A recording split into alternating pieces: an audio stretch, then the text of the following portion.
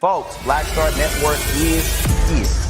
Hold no punches. I'm real revolutionary right now. Black power. Support this man, Black Media. He makes sure that our stories are told. Thank you for being the voice of Black America, Roland. Stay black. I love y'all. All momentum we have now, we have to keep this going. The video looks phenomenal. See, this difference between Black Star Network and Black-owned media and something like CNN. You can't be Black-owned media and be scared. It's time to be smart. Bring your eyeballs home. You dig?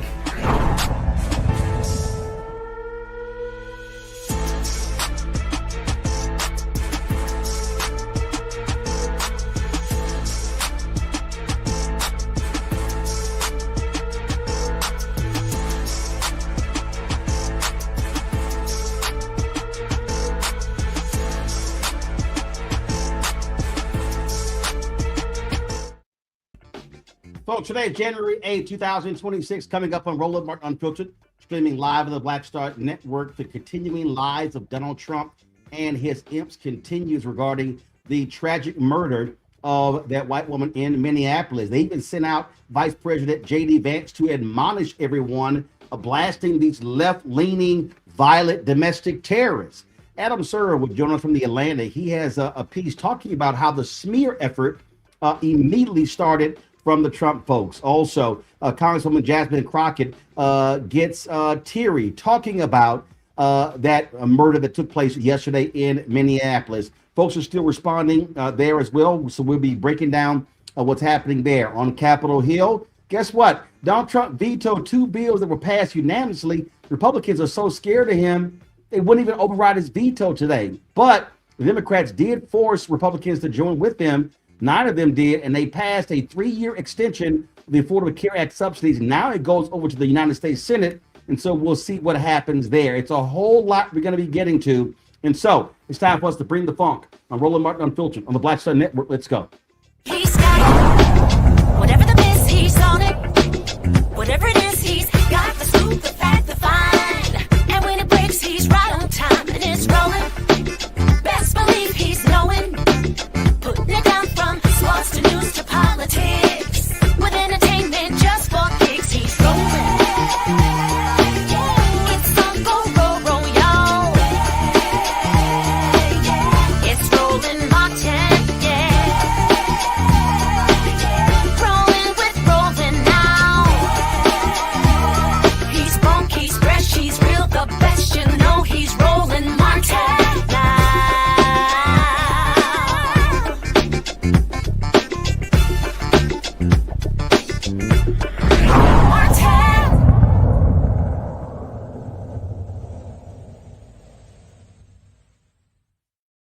Tragic shooting of a woman in Minneapolis, Minnesota, by an ICE agent. They say that particular agent has been treated and is now spending time with his family. Now, remember, yesterday they claimed that, he was being hospitalized, but we saw video of this man walking around like it was no big deal. Now, what we also hear is that the feds have told Minneapolis and the state of Minnesota to butt out of the investigation. DHS Secretary ICE Barbie Kristi Noem spoke at a news conference, and she talked about and she really gave us alternative facts in this case. Listen to what she had to say, especially regarding, remember she talked about the snow, how they had to dig themselves out of the snow. The video totally contradicts her, but this is her today. Secretary, yes. 2 minutes ago, the head of Minnesota State Investigations Agency said that they had been cut out of the investigation into the fatal shooting in Minneapolis. Can you explain that reversal? I'd like to know where they've been and why they're not out on the streets investigating all of these people that are harassing and inciting violence on law enforcement officers right now. They're allowing the situation to be volatile. They're not doing their work. They haven't for years, and maybe they should get to work a little bit on the unprecedented fraud that we've seen in Minnesota and in Minneapolis by people that stole from American citizens and diverted funds away from vulnerable people and programs and services that they needed and put it into their own pockets. Minnesota is a train wreck. It is corrupt, and it was under the leadership of Governor Walz and this mayor that they allowed it to happen, and they let criminals and illegals and people abuse programs and steal the money, and now they're allowing violence to go forward on the streets as well. This also finds the Minneapolis Police Department county sheriffs, the federal authorities at this point, they don't want. I won't put a blanket statement out like those other individuals will. What I would say is I welcome them to come and help us. Come help us make sure that the streets are safe, that laws are enforced, and that we can do the right thing to make sure that American citizens come first. Yes. Director Russo spoke about how this operation happened discreetly under the cover of darkness, and that's how it should be, which is in contrast to what happened in Minneapolis yesterday. You said what do you mean in contrast to that what was happened? very not very much not under cover because of the darkness. protesters and the violent So criminals my that were question for attacking you our is, law enforcement. you If you had remember said- in that operation, Yeah, what happened was our officers were out trying to get a car stuck out of the snow when they were surrounded and assaulted and blocked in by protesters that were inciting. The officer was following his training. He I'm did follow his wondering, training does because of an firing two individual shots that was point blank into a driver's window. Is that part of the training? How is that self-defense? This is an experienced officer who followed his training, and we will continue to let the investigation unfold into the individual and continue to follow the procedures and policies that happen in these use of force cases. But let's remember the events that surrounded what happened yesterday on that tragic situation was that these individuals had followed our officers all day, had harassed them, had blocked them in. They were impeding our law enforcement operations, which is against the law. And when they demanded and commanded her to get out of her vehicle several times, she did not. So we'll continue to allow this process to unfold and recognize that these law enforcement officers every single day put their lives on the line. They go out and do their jobs. They go out and Terrorist, though, without an this was an act investigation. of domestic terrorism, There which had is been no perpetuating investigation into who she was or what she was about, and yet now you're saying these you can't policies speak and about the incident procedures that because of follow a this. use of force situation like this are continuing to be put in place. So this is standard operating procedure after every use of force situation is that we follow these procedures and protocols. This situation is no different. Ice Barbie was lying, y'all. Look right here. This is a memorandum that was that took place under the Biden administration. It is dated May 20th, 2022. It went to the director of the FBI, the administrator of the DEA, the acting director of the Bureau of Alcohol, Tobacco, Firearms, and Explosives, the director of the United States Marshal Service, the director of the Bureau of Prisons, and the Inspector General, Office of the Inspector General from Attorney General Merrick Garland. It says Department's updated use of force policy. It lays out right here exactly what they are supposed to do. In that use of force policy, it dictates that they are not to fire on a vehicle. She's lying. They didn't follow policy. But you notice how she ran roughshod over the journalists who were asking questions, and the whole point is throw out as many lies as possible. And so now all of a sudden they're attacking her domestic terrorist, a far left lesbian. I mean, you name it, they're throwing it about. Staff writer Adam Serwer of The Atlantic wrote this piece. It says, first the shooting, then the lies. The Trump administration has perfected the smear campaign. He joins us right now. Adam, glad to have you back on the show. That's exactly what this is. And we see what's going on here. And their entire goal here is try to shove out as many lies as possible to overwhelm the system. And that's why they sent out not just Carolyn Leavitt, Trump's a chief liar, but they sent out Vice President J.D. Vance to push the lie even further. Yeah, I mean, Roland, this is basically the same playbook that they use when an unarmed Black person is killed by law enforcement. They try to assassinate the character of the victim in order to justify killing them. And what's interesting, however, is that you see Noem just sort of making things up that didn't happen and aren't on the video. This idea that they were being surrounded by ICE protesters, so they were frightened and simply had to use lethal force. The reality is that law enforcement are trained not to fire at moving vehicles because it's dangerous. It can cause more danger. You can hit a bystander. If you hit the driver, the car can go out of control and hit more people or possibly other officers. So what we're seeing here is sort of the standard playbook for, used in the aftermath of police shootings of unarmed Black people, but it's being deployed by the federal government against a white woman who they're accusing of being a domestic terrorist or, attacking her politics. We don't even know what her politics are, to be honest. They're just saying that. There's no reason to trust what they're saying when they're describing her political ideology to justify killing her. And it's really, it's rather striking because the video is there. We can all see it. That was a completely unnecessary shooting that took place. And now we see the federal government, essentially justifying the murder or the killing of an American citizen by an armed agent of the state who is paid by our tax dollars. This is what you actually wrote here, and you said, administration officials' indifference to facts, to due process, to the dignity of the deceased, and to basic human decency is remarkable. They could have pleaded for patience and said the incident will be investigated, the standard response in such circumstances. They could have even done so while defending the federal agents they have deployed to terrorize areas they perceive as Democratic Party enclaves. Instead, they proceeded to make ostentatiously dishonest statements that they knew would be contradicted by the video evidence available with eyes to see it. Now, Donald Trump gave an interview with the New York Times. Remember, he immediately defended the officer, made up lies about how the officer was hurt, almost killed, was getting all sorts of treatment. Yet when the New York Times showed him the video and he's sitting there watching it with them, he backed off of that statement. Yeah, that's right. I mean, he said the officer was run over. There are things that they are saying about this incident that are just objectively false, even if you're someone who thinks that the officer acted rationally or was justified. The things that they are saying about the circumstances of the shooting are completely false. Things like, there was a riot, or there were rioters, or they were being blocked in by protesters, or that she ran over the officer. That simply did not happen. And it really, I'm not really sure what to make of the fact that Trump described the video incorrectly, simply because he's dishonest so often that it's hard to know if he, didn't actually look at the video or before it was shown to him, whether he, relied on somebody else's description. He did post the video in one of his posts, but, people post video on the internet all the time without really looking at the video. So it's really hard to know what he's thinking.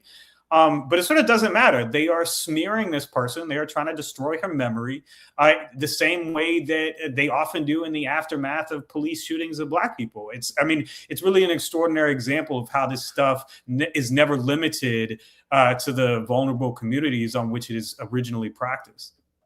You're absolutely right. And again, what's amazingly laughable, this here is the video right here. I'm playing it.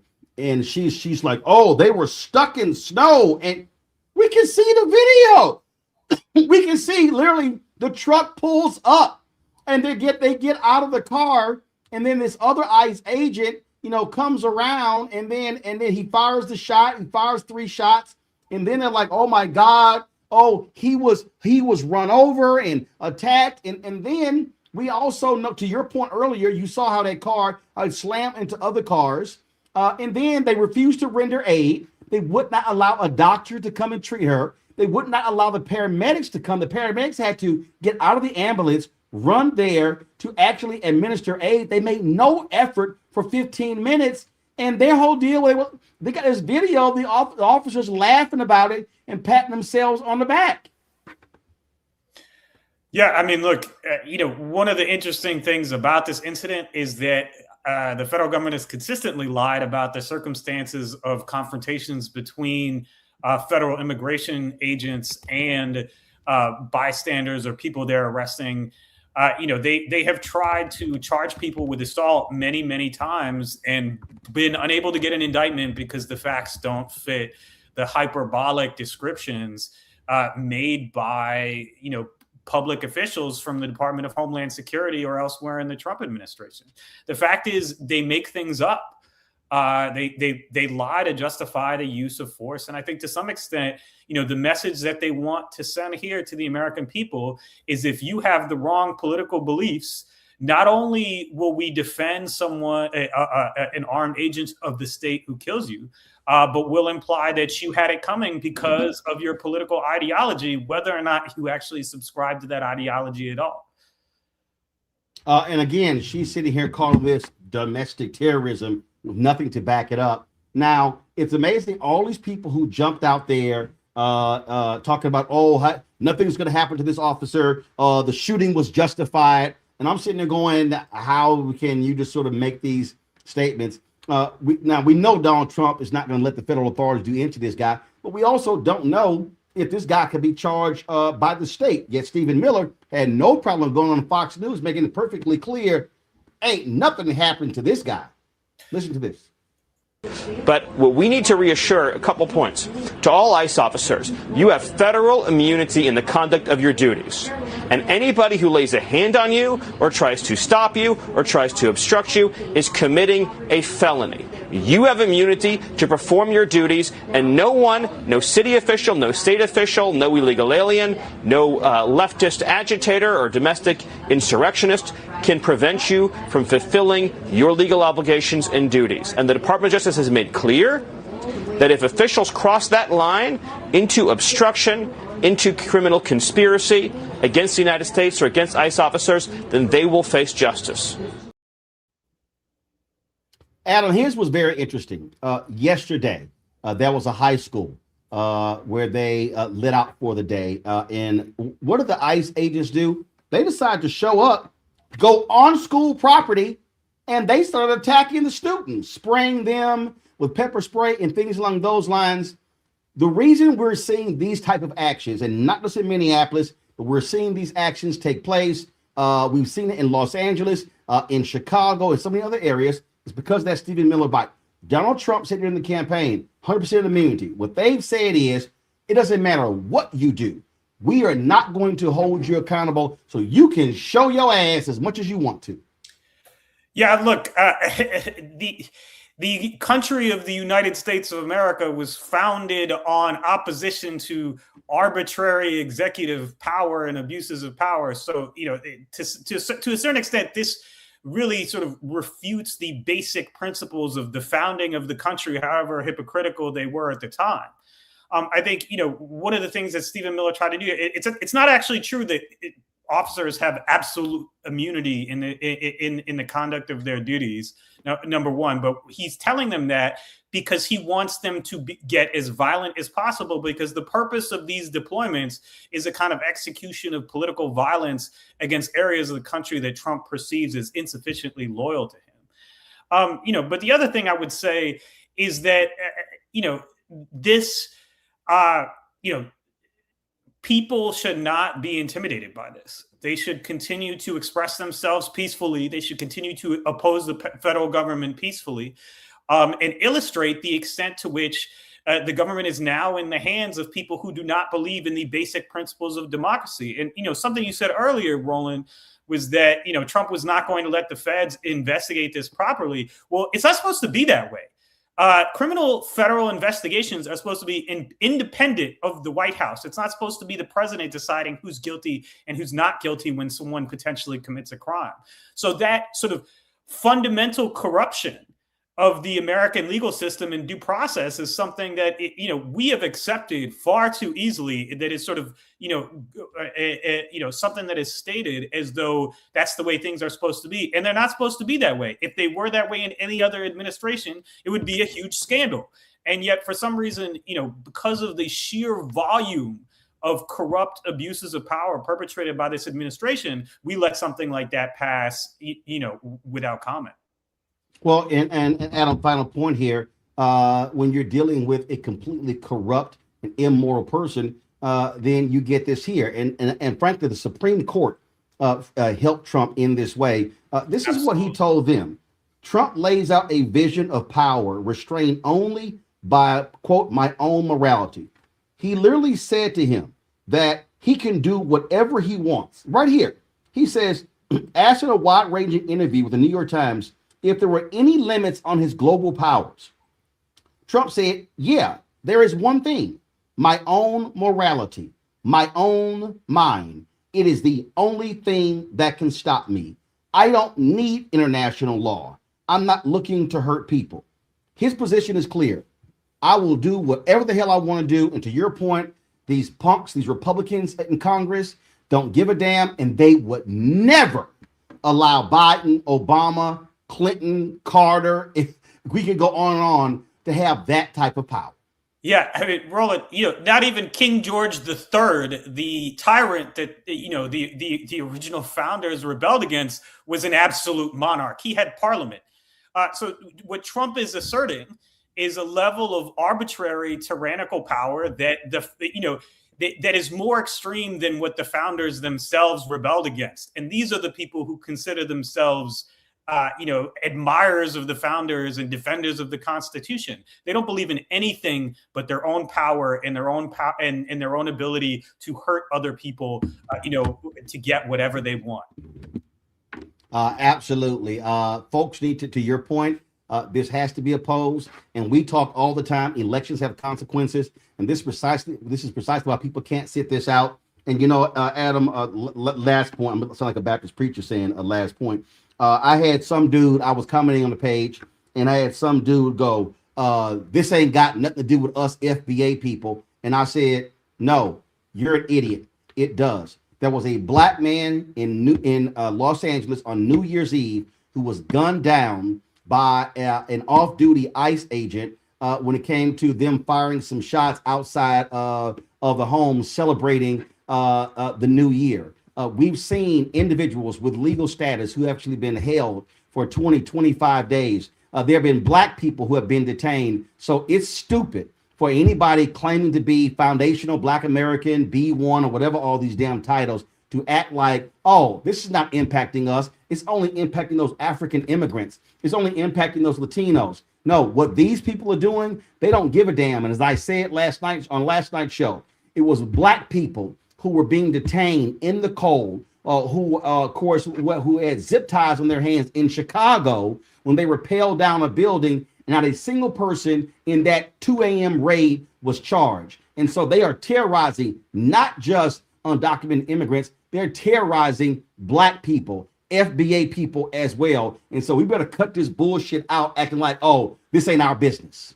Yeah, well, look, Roland, everything they say about Somali immigrants, everything they say about Haitian immigrants, everything they say about African immigrants or people from the quote unquote third world, which is their favorite euphemism, they mean that about all black people everywhere. There isn't some magic line that they're going to consider African American people different from Caribbean American or people who have immigrated from West Africa. They don't care.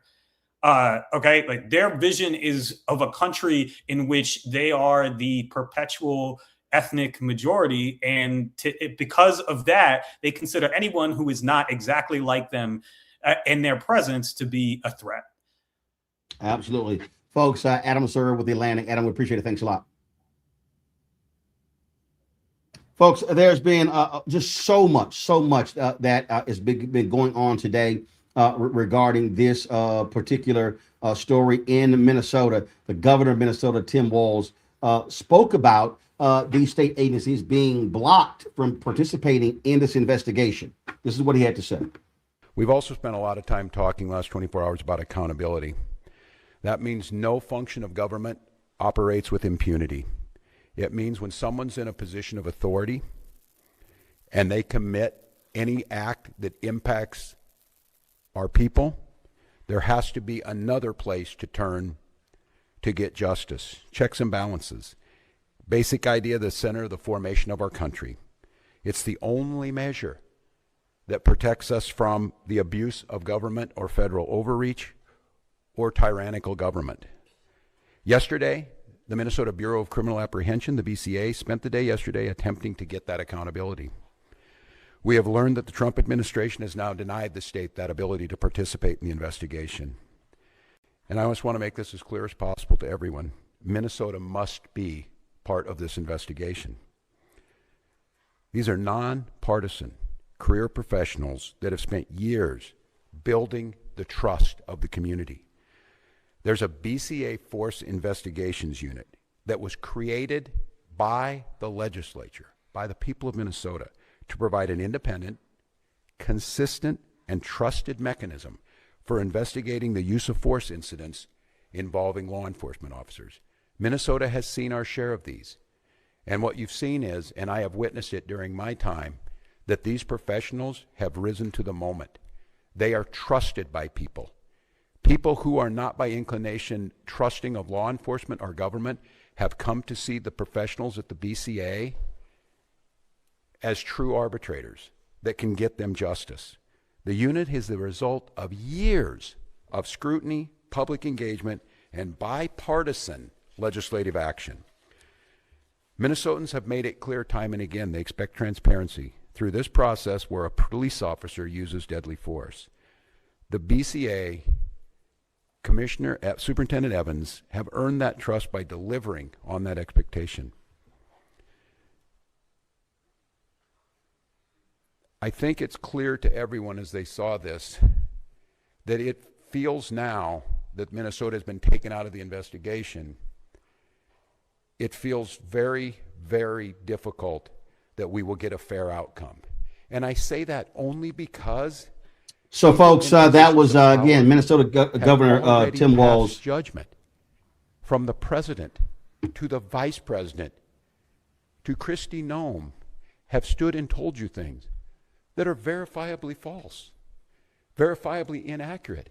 They have determined the character of a 37-year-old mom that they didn't even know. All right, folks, that was Minnesota Governor Tim Walz there. Things got very emotional on Capitol Hill today. Congresswoman Jasmine Crockett really challenged Republicans on this issue and said so many Democrats were disturbed by this woman being gunned down, and Republican response is pretty much callous and indifferent. It is so hard to sit here sometimes because I didn't come to Congress to write laws or to do things that are hurting people. I'm just asking if there's any decency or heart or courage on that side of the aisle. The fact that a woman was killed, she was shot in her head, and y'all are pretending like nothing happened. I remember when Charlie Kirk got killed. Do you remember what our response was? Our response wasn't to sit there and pretend like it was okay. Is it okay because you have a badge? Because the last time I checked, allegedly no one is above the law. Can y'all not just have a little bit of courage and humanity? A child.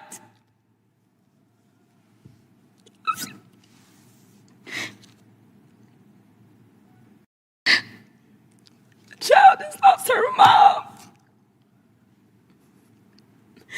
And y'all want to pretend that it is okay.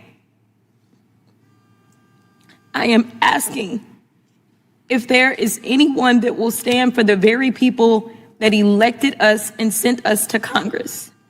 You tell us things like, well, the immigrants are bad. And so we got to get all these bills because the immigrants are the ones that are causing the harm. They're bringing the crime. The mayor of Minneapolis told y'all to get the fuck out. Yet y'all are the ones, it is this administration that is bringing crime to their streets. That's what's happening. It's the third incident where somebody has dropped an F-bomb in this committee, including the video. I'm sorry. Including the video that we had to watch earlier. Are your princess ears okay? Is it profanity? Well, the princess ears House of Representatives. The committee. You are about the fact that a woman. Are you soft? House of Representatives. The gentlelady. Are we offending your princess ears? Are they that soft? All members will maybe some of the kids out there. Mr. Chairman, it is the gentlelady's You're killing time. them. Kids. It is the gentlelady's time. Let's let her have her time. It is the gentlelady's time. Would you stop the clock for a moment? Okay, and I'll restore that. The chair will remind all members that the person controlling the time is not to be unreasonably interrupted. We would further admonish that whenever possible to express the full meaning of something, it be done so without an expletive that may be offensive to people here in the audience or those who watch this on television. I understand that a quote at times is essential, but I would admonish everyone that it has been the practice of this committee for the many years I've been here to use such things as F-bomb in order to get the message out without actually using the word. Notwithstanding that, the gentlelady will be recognized for this time plus an additional 20 seconds. The gentlelady may continue. Thank you, Mr. Chair. Long story short, we are sitting in judiciary and no one on that side of the aisle seems to care that this particular person, whose name we don't know at this point, became the judge, jury, and executioner. I don't know how you square that.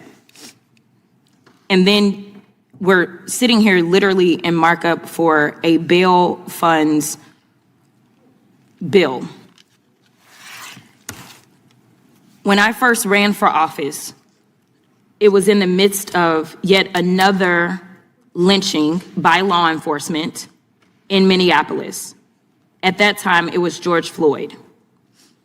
I remember working as a pro bono criminal defense attorney to help protesters that were being arrested. There were more than 600 protesters that were arrested in Dallas. There were churches that came together to make sure that there were bail funds. There were nonprofit organizations. And to explain how it works for bail, since we're in judiciary and we're writing the laws, and some people may not understand this, but those bail funds, those nonprofit organizations are not the ones that determine whether or not somebody gets bail. What they do is they help out poor people, which I know y'all are not interested in either.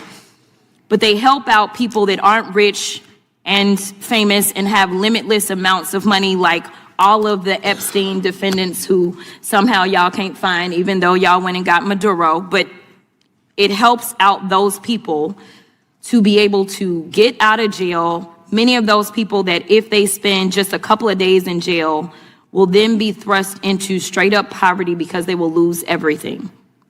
Why it is that you want to criminalize people such as churches that are trying to help the poor because they understand what the Bible says, and they don't just say that they understand it or say that they love Jesus, but they decide that they actually put it into works because faith without works is dead. That is wrong too. And I'm here to tell you that there's going to be a lot of nonprofit organizations that are going to step up in this moment, because there are going to be protests around this entire country because of the state-sanctioned execution that we all saw unfold, unless there is some kind of justice that takes place and we get the name of that officer and that officer is prosecuted. So I ask that law enforcement, we have oversight over them. I am the oversight ranker. Let's go ahead. In fact, I make a motion that we have a hearing in the oversight subcommittee as it relates to this particular issue and what took place. That was Congresswoman Jasmine Crockett. This has angered so many different people in so many different ways. And former Minnesota Governor Jesse Ventura is weighing in, saying he is so pissed off with what's going on that he actually may run again for governor. And he had a lot to say to Donald Trump. Check this out.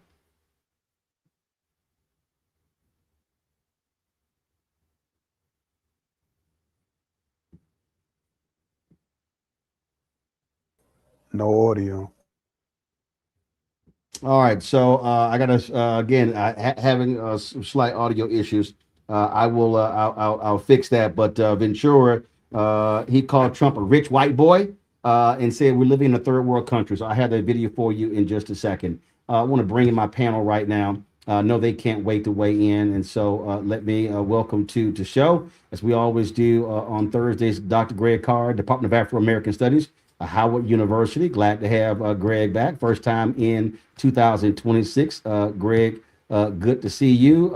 Reese Colbert, host of the Reese Colbert Show, Sirius XM Radio. Glad to have you on the show as well. Dr. Nola Haynes, of course, Georgetown University School of International School of Foreign Service. Glad to have all three of y'all here. Let me start with you, Reese. It's been a whole lot that's been going on. It's just been literally crazy what has been happening. And just as Adam said, the lies have been coming just full tilt from these wackos in this administration. But that's what they do. They're following the liar in chief. He lies, they lie, and they say, what the hell? And MAG is so dumb, they believe the lies.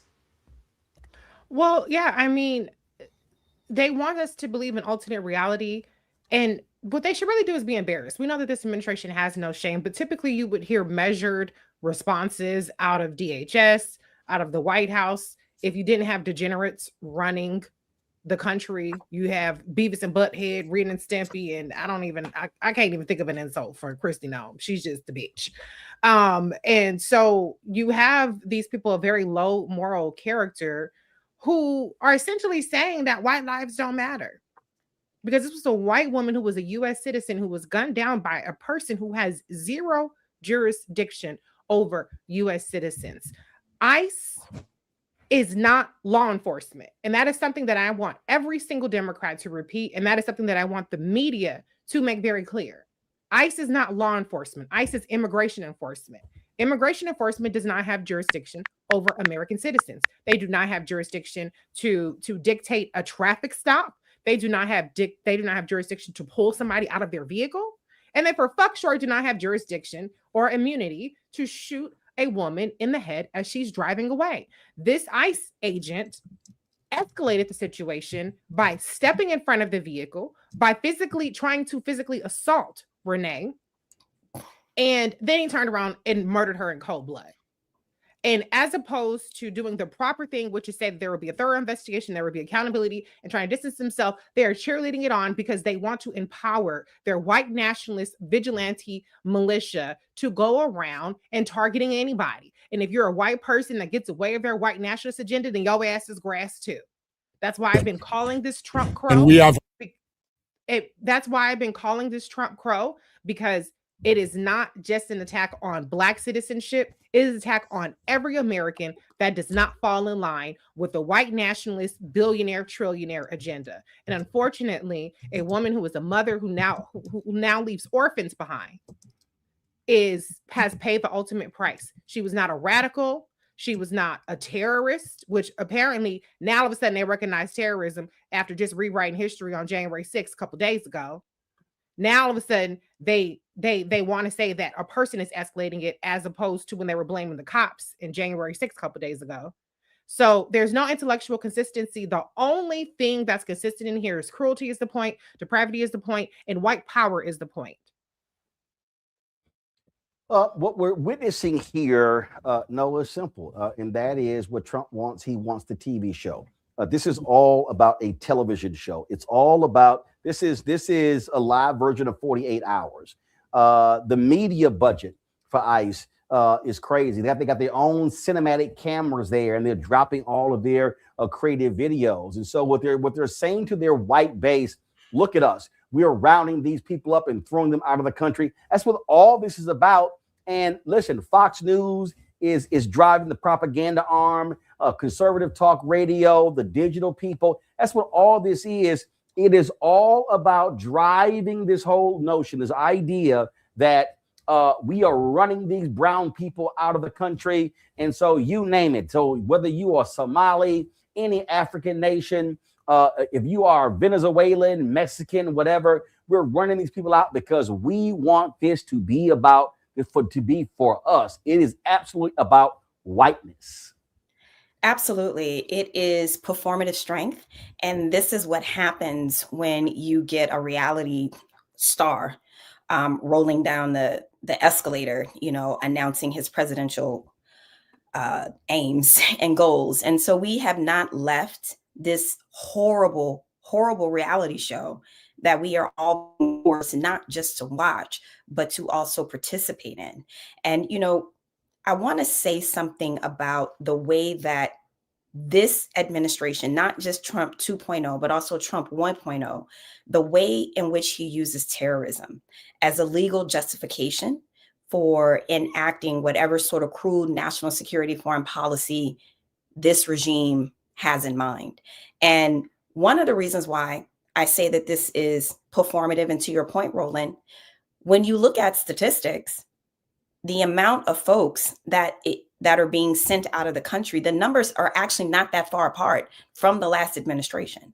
So all of this performance, all of this fear of having the ICE officers in their gear, and their guns and all of this stuff, it is definitely meant to scare communities into compliance, right? These are not the acts of leaders who are America first because they shot an American in cold blood in her face for us all to see. And for the folks that were so worried about Jasmine Crockett dropping the F-bomb, how do you think those kids felt when they saw all those videos on TikTok and Instagram? Because when I first saw that video yesterday, there was no warnings.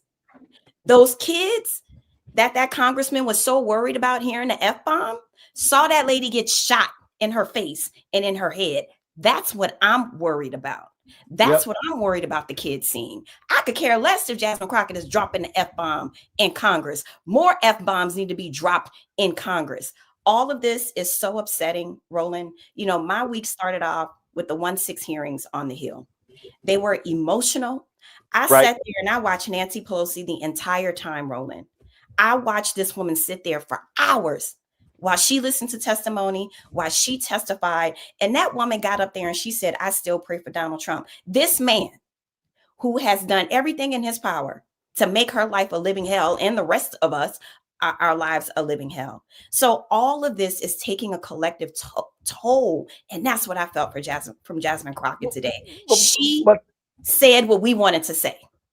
But the whole thing here, Greg, is again, that's also by design. It is to completely this is sensory overload. So whether it is Venezuela, it's everything that they're doing, every policy decision, Doge, the cut, all of this sort of stuff. It is saying we're going to wreck all of this. And I was texting an anchor, was texting someone who works for a network, and this person was saying how this is so hard for mainstream media to keep up. I said, no, actually it's not. I said, because you got these 24-hour networks. I'm like, y'all can talk about more than 2 or 3 things on one day. Like, we don't have to have every show talk about the exact same thing every hour for the whole day. And that's part of the deal. And so they know how media works. And so the morning shows, and the show at 9 a.m. and at 10 a.m. and 11 a.m. and noon and 1, 2, 3, 4, 5, 6, all the primetime shows are going to be talking about the exact same story in the same way, as opposed to examining all of these different facets and how these people are undermining the Constitution, undermining democracy, how they are attacking different people. And one of the greatest failures to what we see is a media that absolutely is abhorrent. You've got people who are whoring themselves to do the bidding of Donald Trump. You got these corporate interests who are all about their stock price and their other deals and their theme parks and their packaging companies and all that sort of stuff. They don't care. And so you used to have caretakers in media. The Sulzbergers of the New York Times and Catherine Graham at the Washington Post. And you had Paley at CBS. You had people, Golderson at ABC and Sarnoff at NBC, people who believe in the public trust. These folks kind of like, yeah, we don't want him looking at us because he's going to criticize us. That's right. That's right, Roland. Is my sound okay? Can you all hear? Yeah, you're good. You're good. Okay, good. Just want to check. I'm very much encouraged by these events. Not encouraged, of course, by the death of Miss Good. That's a true tragedy. When you think about her, we may look back at this and put her in the same breath as Viola Luiso or in Alabama or Andrew Goodman or Mickey Schwerner. Sometimes, unfortunately, white death is a trigger. And of course, this happened around a mile from where Big George Floyd, of course, lost his life. But let's be crystal clear about this. Let me start with our Congresswoman Jasmine Crockett. Please don't cry. That's what they want. There's no reason to cry. There's no reason to cry because these are not human beings you're dealing with. There's nothing to appeal to. So let's get out of this whole idea that we can appeal to some greater moral sense. You just heard a purebred clown, a racist, tell the New York Times, the pliant New York Times, that the world now bends to his morality. Donald Trump doesn't have any morality. It's an oxymoron. What we have to do now is reframe the narrative. So I think Greg, just give me 1 second. Just give me 1 second. I want you to finish that. This is from ABC News. And so 2 people have been shot by federal agents in Portland. It says 2 people were shot by federal agents in Portland, Oregon on Thursday. Local and federal sources told ABC News the FBI is responding to the scene. federal agents involved in the shooting are with U.S. Customs and Border Protection, not Immigration and Customs Enforcement, according to sources. Craig, go ahead. Thank you, Roland. And of course they were, and there will be more. There will be more. They will join an indefensible piece of a human being, a little man whose little tiny manhood sheathed by cloth over the top third and bottom 2/3 of his face. Jonathan Ross, as it is now being reported, USA Today, among other media sources over the last couple of hours, have reported that the enforcement operations officer identified the killer of Miss Good is named Jonathan Ross. And this isn't the first time that he has assaulted other people. And this doesn't have anything to do with citizenship either, y'all. Let's stop using that. Let's stop reframing this in terms of it was a U.S. citizen. It was a human being. Let's just level set on that. But what I really want to, us to spend a moment on, which is, again, why this platform is so important and why you should turn off all that commercial news, mass media entertainment crap, is this. This is all part of a larger strategy, as we said, not just to intimidate, not just to cow, but to set a set of forces in motion so that the response can then trigger another response. Let's go to the beer-drinking Brett Kavanaugh on the United States Supreme Court, part of the MAGA 6. We saw a couple of weeks ago in the Trump versus Illinois case, where they said you can't use the National Guard. Kavanaugh wrote a concurrence separately. By the way, he also snuck a little footnote in his concurrence to say that you shouldn't be racially profiling. That's because he's mad because remember that case back in September, the Noem case, Noem versus Vasquez Perdomo, where he said you can racially profile, thereby leading to a label that apparently he hates, which is why I'm going to repeat it now. We should burn it into our vocabulary. Kavanaugh stops. That's what they're doing now. I'm going to stop you because you look a certain way. The Kavanaugh stops. He hates it. We'll go to hell, Bill Kavanaugh, Beer Kavanaugh. But he wrote a concurrence to slip in something they're going to bring back around. And that is, even as the Supreme Court said 6-3, they weren't going to pause the injunction that won't allow Donald Trump to put the National Guard in Illinois and Oregon and California.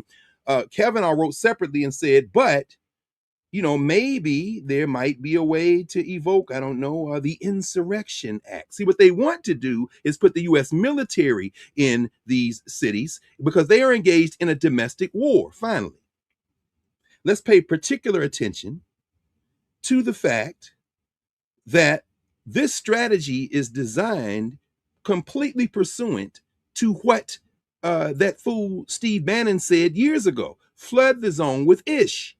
In other words, we are now severing any ties with a standard that relies on facts.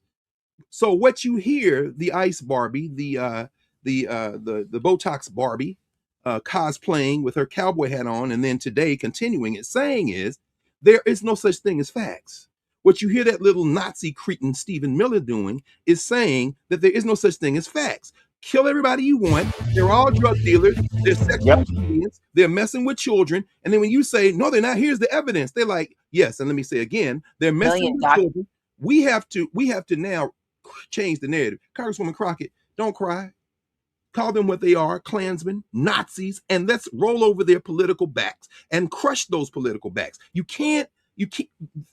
The rhetoric of reason has no place in this. This is a war. They have declared war on human beings. And the response in a war is to fight back. Folks, going to go to a break. We come back. We're going to talk to a member of Congress. A lot of different things happened on Capitol Hill today, including Democrats forcing Republicans to vote on a bill to restore Affordable Care Act subsidies for 3 years. There's a bill by Congressman Lauren Underwood. We're going to talk about that. Also, Republicans have no courage whatsoever. They actually voted for two different bills, one of them dealing with a water issue in Colorado. Trump vetoed those two bills because he was pissed off at the Republicans, in one case, Lauren Boebert. And these fools wouldn't override the veto, but they passed unanimously. That's what happens when you have zero guts and zero courage. We'll be right back. Roland Martin Unfiltered on the Black Star Network.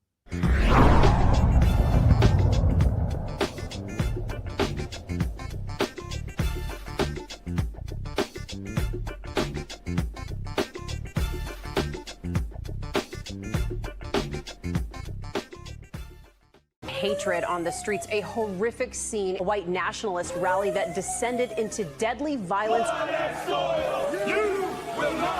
White people are losing their damn minds. as an angry pro-Trump mob storms the U.S. Capitol.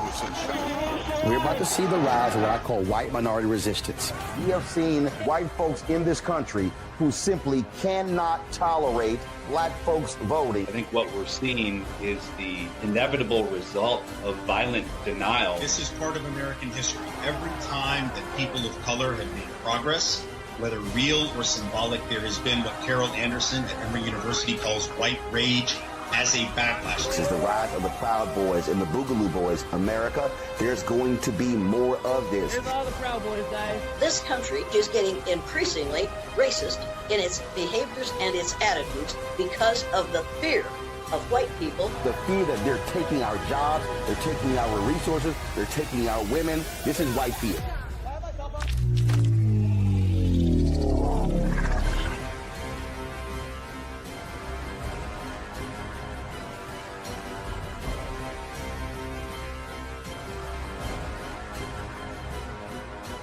They said the quiet part out loud. Black votes are a threat, so they erased them. After the Supreme Court gutted the Voting Rights Act in 2013, Republican legislatures moved fast. New voter ID laws, polling place shutdowns, purges of black voters from the rolls.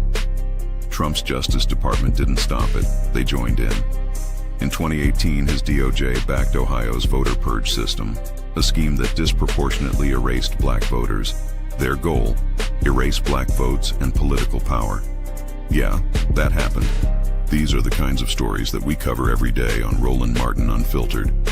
Subscribe on YouTube and download the Black Star Network app. Support fact-based independent journalism that centers African Americans and the issues that matter to our community.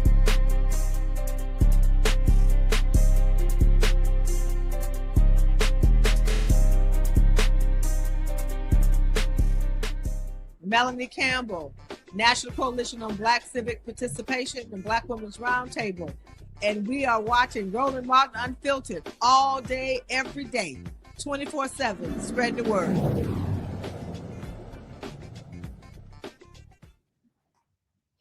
Folks, big happenings on Capitol Hill today. Democrats forced a vote on restoring the Affordable Care Act subsidies. This was the tally right here. It was 230 to 196. 17 Republicans voted for the bill. It was the bill by Congresswoman Lauren Underwood. I made a mistake yesterday. I said her bill had 1 year of subsidy. It was actually 3 years worth of subsidies. Now it goes over to the United States Senate. There's no word of whether or not it's going to actually pass over there, but it does put pressure on Republicans, especially those senators who are running for re-election, because they're going to have to vote on this issue of restoring health care to their constituents. And you know what? You got folks in North Carolina, in Georgia, in Iowa, in Texas, who are all impacted all around the country by this. And so guess what? They now are going to have to deal with this. And so that was a huge, huge action taken today. Virginia Congressman James Walkinshaw joins us right now. Congressman, glad to have you on the show. This was an effort, this was first of all, a great move by Democrats. And I kept saying in 2025, the Democrats are out of sort trying to figure out how to respond to what's going on. And we saw with the Epstein files, that discharge petition. Now, here you had an issue, and Republicans were vulnerable by Democrats using the discharge petition. You go bypass the committees, you bypass Speaker Johnson, and you force them to actually vote on this. To me, there should be other affordability issues that Democrats should be eyeing in 2026 to force the same vote on other issues. You're absolutely right, Roland. I mean, this was a big victory today. Credit to Congresswoman Underwood, leader Hakeem Jeffries, who really united Democrats around this fight for healthcare affordability. You know, we went through a shutdown where we kept the pressure on the Republicans to cancel their healthcare cuts. We took the argument to the American people across the country and highlighted the impact of allowing these tax credits to expire. And we got a big victory today. And you're right, the Senate should be feeling some pressure right now. What they should do is take up the bill, the 3-year clean extension, pass it and send it to President Trump's desk. It sounds like Republican leadership over there aren't going to do that, but that would be the smart thing for them to do. But you're absolutely right.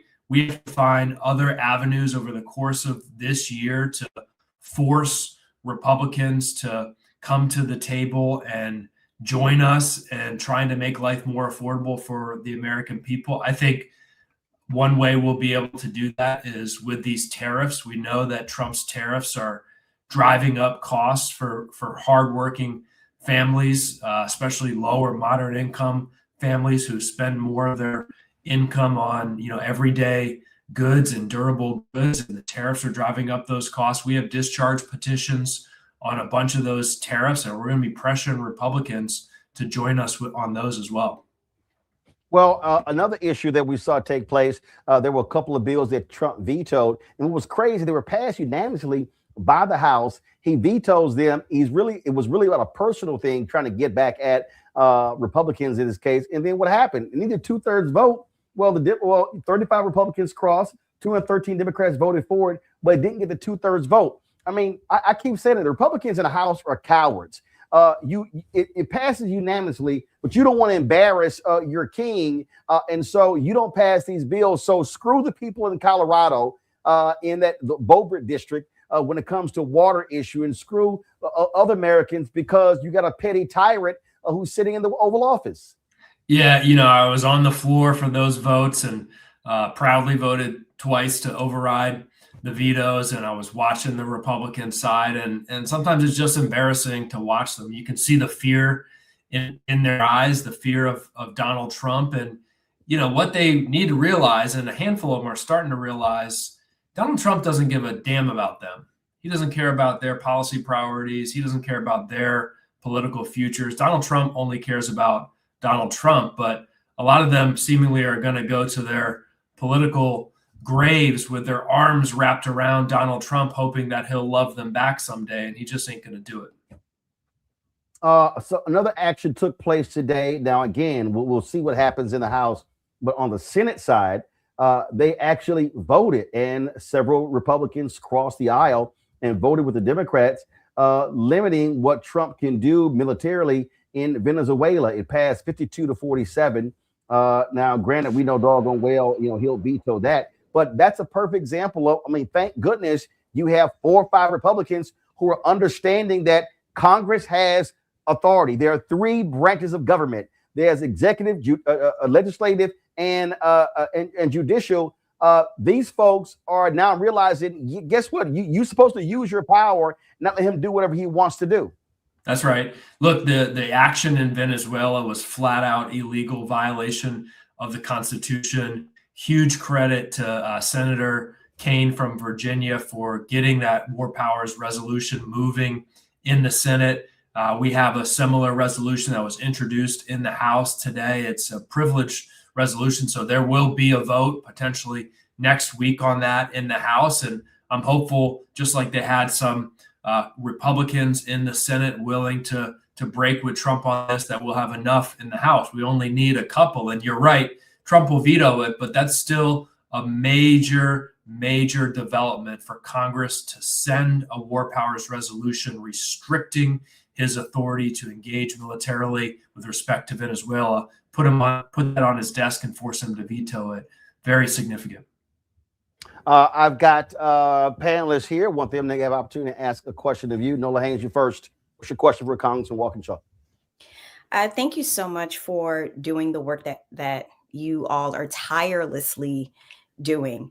So, on the messaging side of things, there's always this kind of group of folks who feel like Dems aren't doing enough. And then I am one of those folks who understand how legislation works. So I'm very curious, besides healthcare, which I know is a very popular policy for Dems, what else can folks like us be out there messaging to Americans who are looking for policies, not necessarily just anti-Trump everything, but that are looking for something forward, something else? So what else, in addition to healthcare, should we be out there talking about? Yeah, I really appreciate the way you framed that. And, I think as you described, There's a lot of folks out there that want to see Democrats in Congress fighting, have wanted to see more of that. I think we've been delivering that over the last couple of months. But, you know, my dad was a boxer, and he used to tell me, you know, the purpose of a fight is to win. Sounds like a simple thing, but some people don't seem to get that. So we also have to find some fights like this healthcare fight that we can fight and win and deliver for the American people. I mentioned rolling back the tariffs. I think that's an important fight. You're right. That's an anti-Trump policy. But I think this year, as we look to go to the voters in November in the midterm elections, you will see congressional Democrats coalesce around a coherent, consistent agenda around affordability. Yes, healthcare, extending the tax credits, but also things that we as Democrats want to do, which is, you know, bring down prescription drug prices, get us closer to universal affordable healthcare for every single American, a minimum wage, a real living wage for every single American, more rights for working people so they can organize, come together in the workplace and get the pay and benefits and conditions that they need and deserve. I think we just need to do the things that Donald Trump said he was going to do when he campaigned, when he said he was going to bring down costs for everyday Americans. He said he was going to deliver a better economy for working Americans. You and I know that was a lie when he said it, but a lot of Americans bought into it, and we got to actually take that out and deliver it in real ways. Kristi.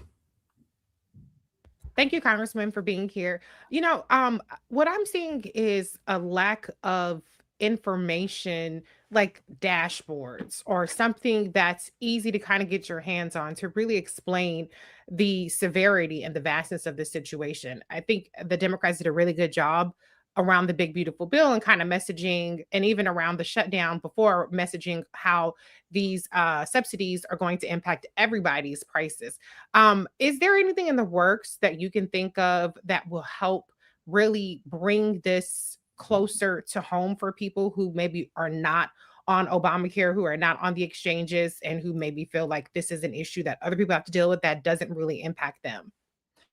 Yeah, look, it's a huge challenge with healthcare because our healthcare system is so complex, and describing what different changes mean to different folks. I usually try to do it in the terms of, you know, by sharing stories less than statistics and numbers. I talk about a constituent of mine who's here in Fairfax County, Virginia, 28 years old. He and his wife just welcomed their first child a couple months ago, so they're really excited for that. They get their health care from the Affordable Care Act exchange, and last year their premiums for the three of them, mom, dad, baby, was $800 a month, which is a lot of money, but they could afford it with some scrimping.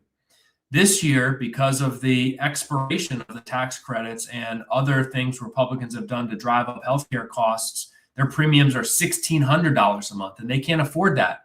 So dad doesn't have health insurance as of today, so that they can pay for it for mom and their new baby. And those are the choices that Americans are making. So I think those stories that, you know, folks can relate to are probably the most effective way for us to drive the importance of this issue home. Brett. Thank you, Roland, and thank you, Congressman Arkansas. We saw, of course, that you and your colleagues moved some legislation, some of the appropriation legislation today, kind of, you know, trying to forestall or prevent some of the stuff that might hit at the end of the month and perhaps another government shutdown.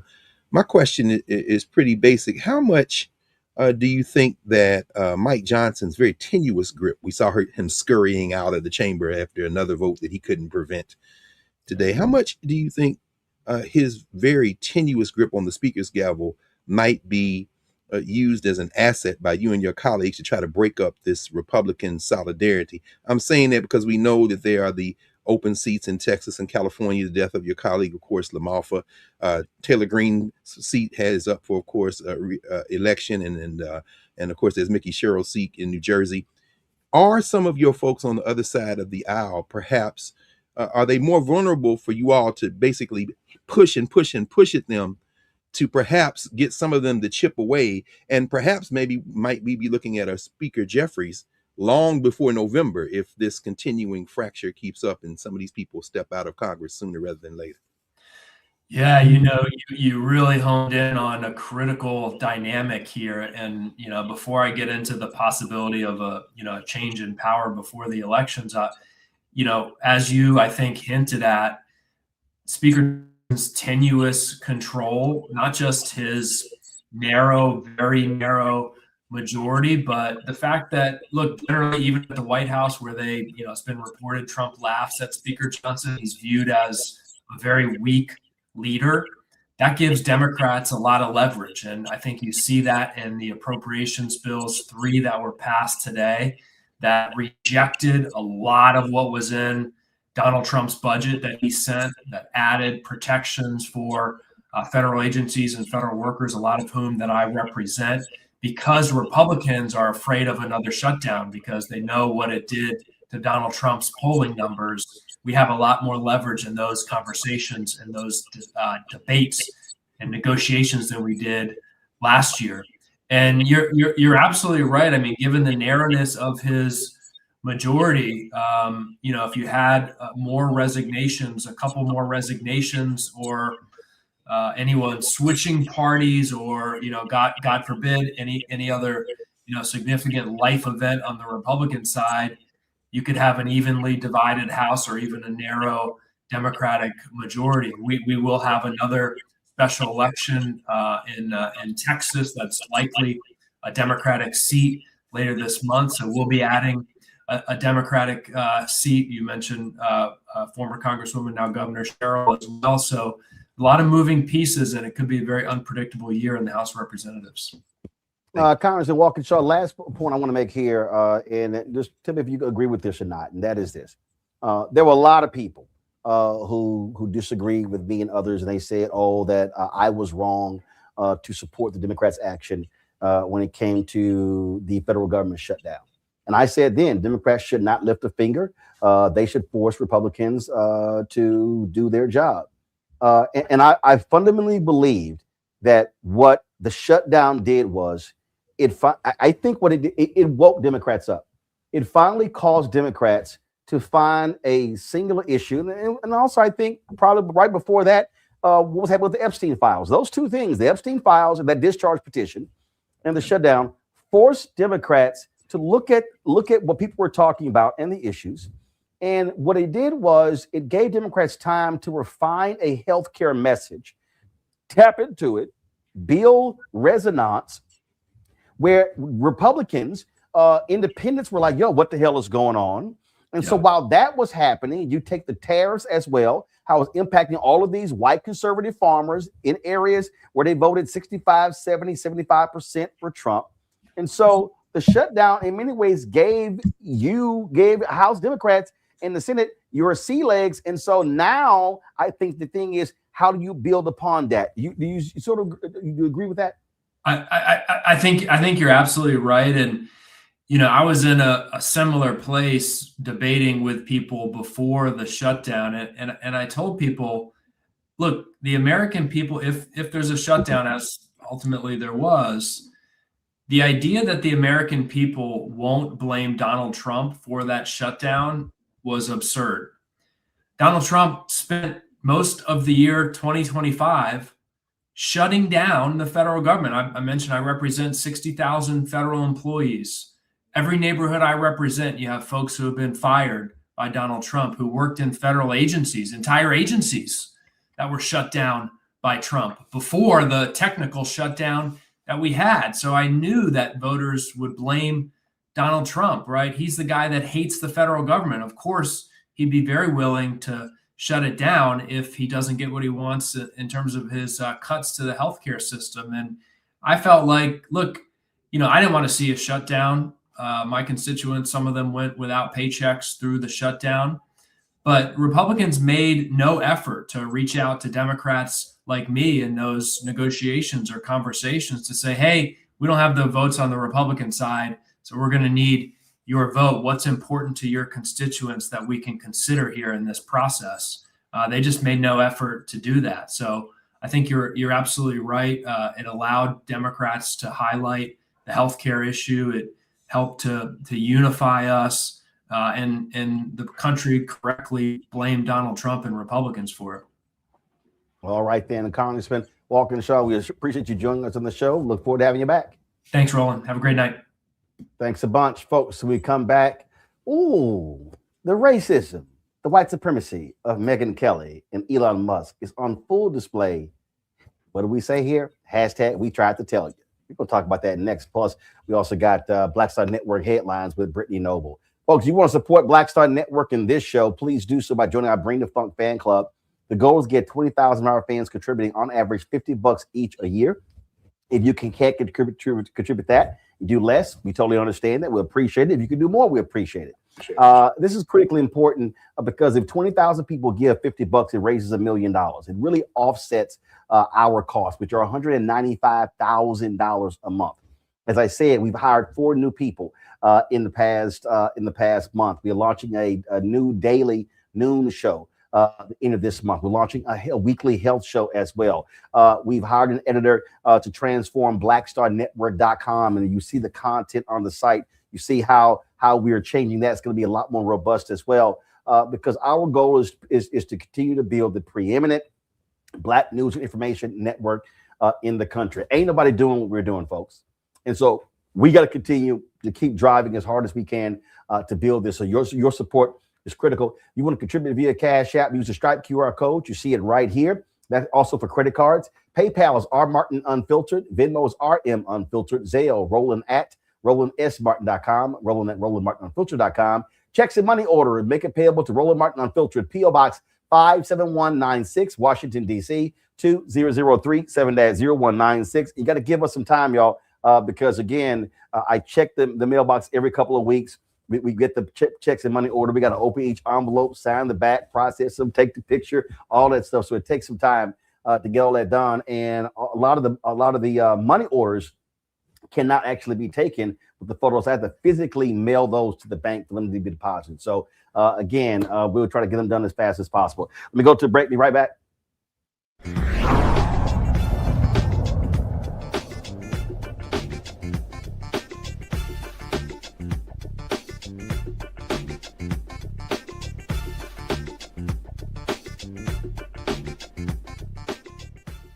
They said the quiet part out loud. Black votes are a threat, so they erased them. After the Supreme Court gutted the Voting Rights Act in 2013, Republican legislatures moved fast. New voter ID laws, polling place shutdowns, purges of black voters from the rolls. Trump's Justice Department didn't stop it, they joined in. In 2018, his DOJ backed Ohio's voter purge system, a scheme that disproportionately erased black voters. Their goal, erase black votes and political power. Yeah, that happened. These are the kinds of stories that we cover every day on Roland Martin Unfiltered. Subscribe on YouTube and download the Black Star Network app. Support fact-based independent journalism that centers African Americans and the issues that matter to our community.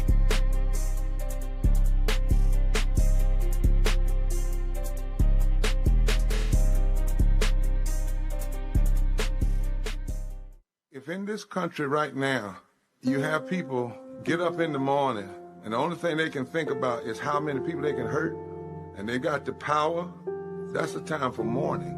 For better or worse, what makes America special, it's that legal system that's supposed to protect minorities from the tyranny of the majority. We are at a point of a moral emergency. We must raise a voice of outrage. We must raise a voice of compassion. And we must raise a voice of unity.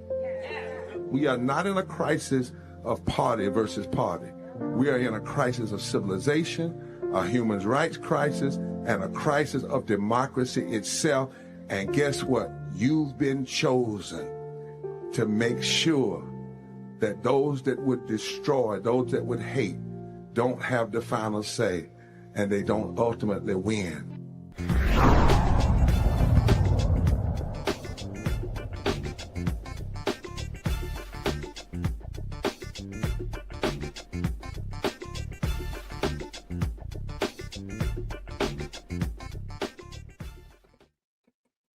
Boy, you can always count on white folks showing us exactly who they are. Now, we've always known who Megyn Kelly is.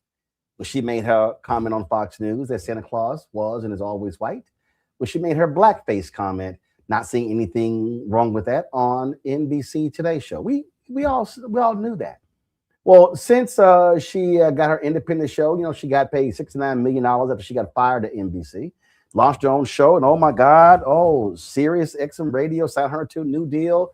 She's launched a media company. Oh man, she's a darling of the right, and she is going as hardcore right as she possibly can. White and right.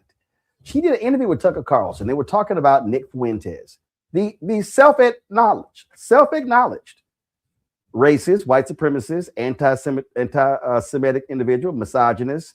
What the hell else we want to call him? This is the guy who Kanye West took to Mar-a-Lago to have lunch with Donald Trump. Yep, Trump had lunch with him. This is the guy who the CEO of the Heritage Foundation said, we got to have this kind of person in the party. So listen to what Megyn said to Tucker Carlson. I had no problem with the fact that you interviewed Nick Fuentes, and you did it your way. And I happen to know, because I know you, and I know some other things about that interview, that you did it with a pure heart. It wasn't because you were in love with all of Nick Fuentes' messages at all. But I know you, and I understood, this is, you don't have to confirm or deny, but I thought you were very much trying to reach him with your main message that you say all the time, which is in the conservative sphere, on the right, we don't judge people by identity.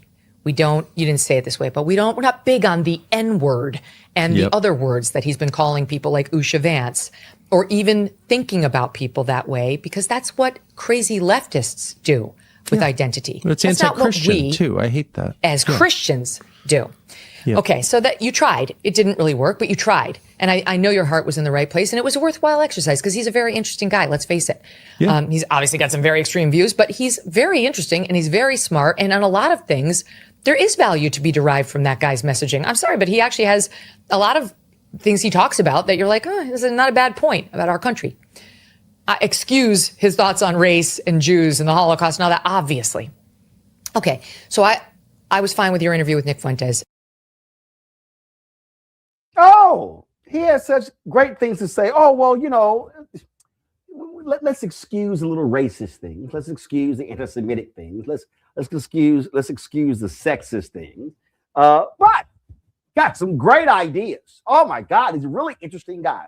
Well, even the folks on the right were savaging her ass. This is a Mediaite story right here, where one of them called her Grandma Groyper, Megyn Kelly savage for singing the praises of Nick Fuentes. And you go through this article, it lays out all those different people. John Podhurst, Megyn Kelly is rotted to the core. And for what? Not even whales. Then if you keep going, you'll see Benjamin, this dude, Ben Dominic, he's married to the insufferable Meghan McCain. If you think Nick Fuentes is brilliant, I'm honestly impressed that you have enough brain function to remember to breathe. Then you go down here, Dave Rubin, great move for Grandma Groper to attach herself to Fuentes and Candace, meaning Owens. Is there anything she won't do for a click? Find out tomorrow. Then let's see here. It was this guy, Eon Miles Cheong, called her Grandma Groper. And this other guy said, did she praise him for making the trains run on time? That's a reference to Nazis and Jews in Germany. Oh, this other person says, there it is. Some of us were so ahead of the curve here and got bashed for it, but it was always obvious to anyone willing to see. Well, we also knew it as well as Black people. Again, I don't think Megyn Kelly is anti-Semitic, but she knows what she's doing in the crowd she's trying to appeal to and placate. She's always been awful, always. She's just decided to descend lower and lower because her belief that it will financially pay off.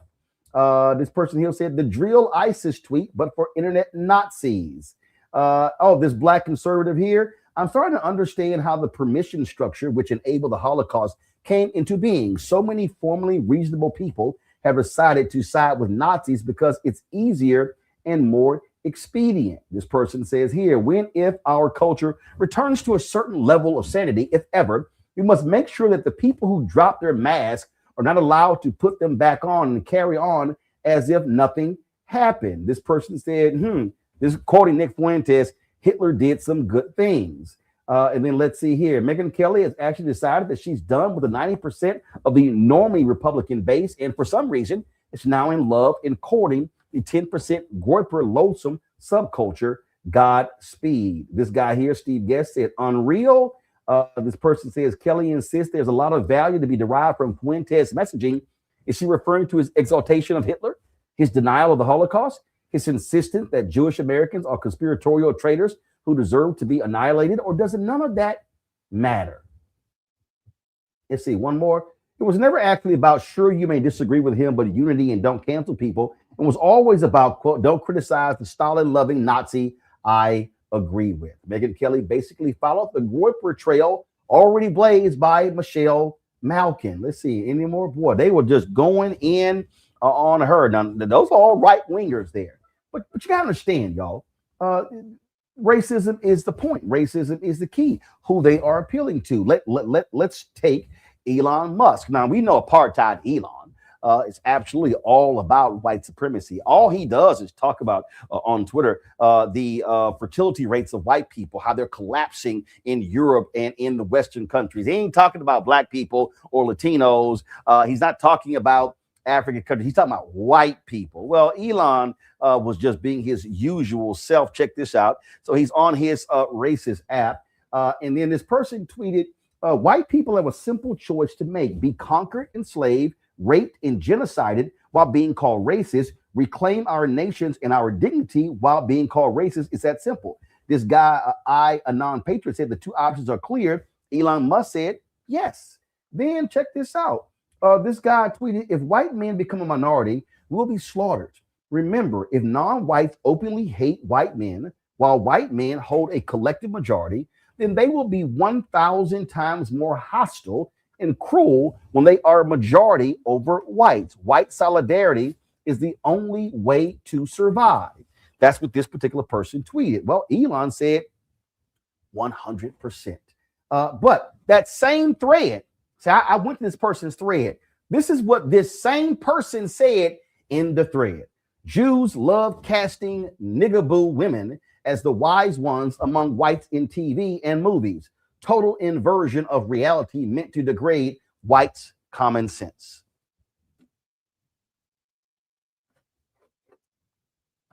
Did I not tell y'all this 4 years ago? What did I say? White fear, how the browning of America is making white folks lose their minds. See, here's the deal. And this is the reality. And Pat Buchanan actually said this, that absolute racist. He said it 2 or 3 decades ago. And if you read Mitch Landrieu's book, and in fact, I did an interview with Mitch Landrieu. We're going to pull that clip where we talked about it. Mitch Landrieu put in his book, and he said, so Pat Buchanan said that, oh, if they become the majority, they're going to do to us what we did to them. Mitchell Landrieu wrote, white people, they're not going to do to us what we did to them because black people have more humanity and they're far more Christian than we are. What you have to understand with this Megyn Kelly move, what Elon is doing, you have to ask, why are they appealing so hardcore to whiteness? Well, that's what Trump did the moment he descended those escalators. He was pressing the buttons of whiteness. He was understanding white fear. And so let's blame blacks. Let's blame Latinos. Let's blame these African immigrants. Oh my God, let's blame the Jews. Let's blame all these different, because this is what the Republican Party needs. And this is why Megyn Kelly is saying this about Nick Fuentes. This is why Tucker Carlson sat down with him. This is why the head of the Heritage Foundation, the people behind Project 2025, embracing Nick Fuentes, because Nick Fuentes appeals to young white men. These are the young white men who feel discarded.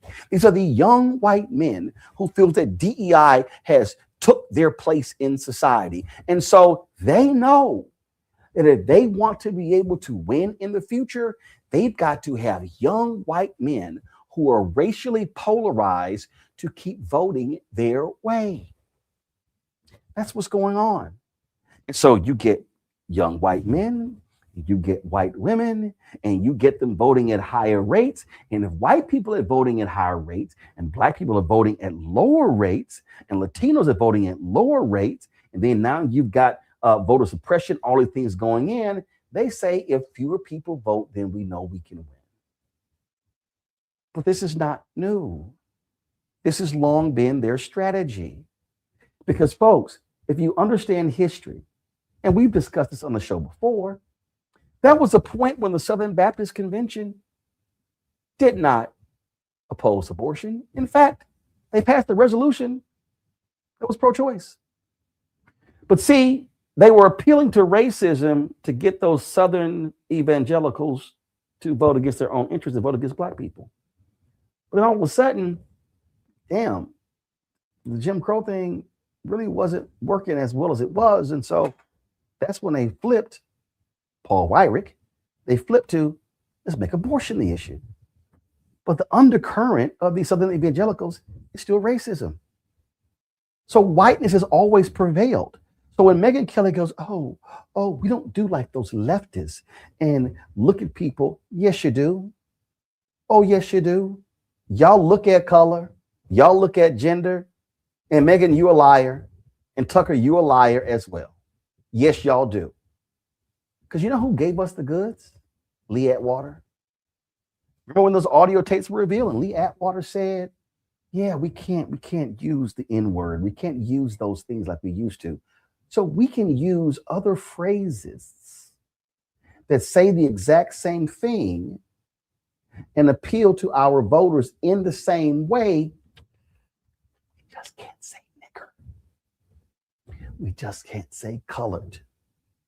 We don't have the separate water fountains. Oh, but there are phrases we can use, such as, this is not Lee Atwater, but this is essentially Lee Atwater 2.0. If we just say woke, if we say CRT, if we say DEI, same meaning, same goal, different words. So it's no shock that we're seeing what we're seeing. And we're seeing the racists being who they are. Stephen Miller, white supremacist. I don't care what his wife says. He's a nutcase too. It's about race. And what I've been telling y'all, they want to defund Black America.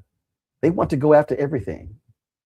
So when you have one of these truly confused Negroes walking around in a MAGA hat, trumpeting Trump, do understand we've always had confused Negroes. Remember, we had folks on plantations who told massa when Black folks were trying to run away. We had Black people who were informing and snitching on Black people to the FBI and COINTELPRO. We've always had Negroes like that, and it still exists. But you know what happens? They all get their Negro wake-up call. Ask Vivek Ramaswamy. Oh, he's gotten his brown skin wake-up call with the racism he's endured running for governor of Ohio. And speaking, who wants to take him out? Who literally said, let's support the white Democratic candidate over Ramaswamy? Nick Fuentes. See, even the Republican Party's coloreds get their colored wake-up call. Let's go to my panel. Greg, I'll start with you.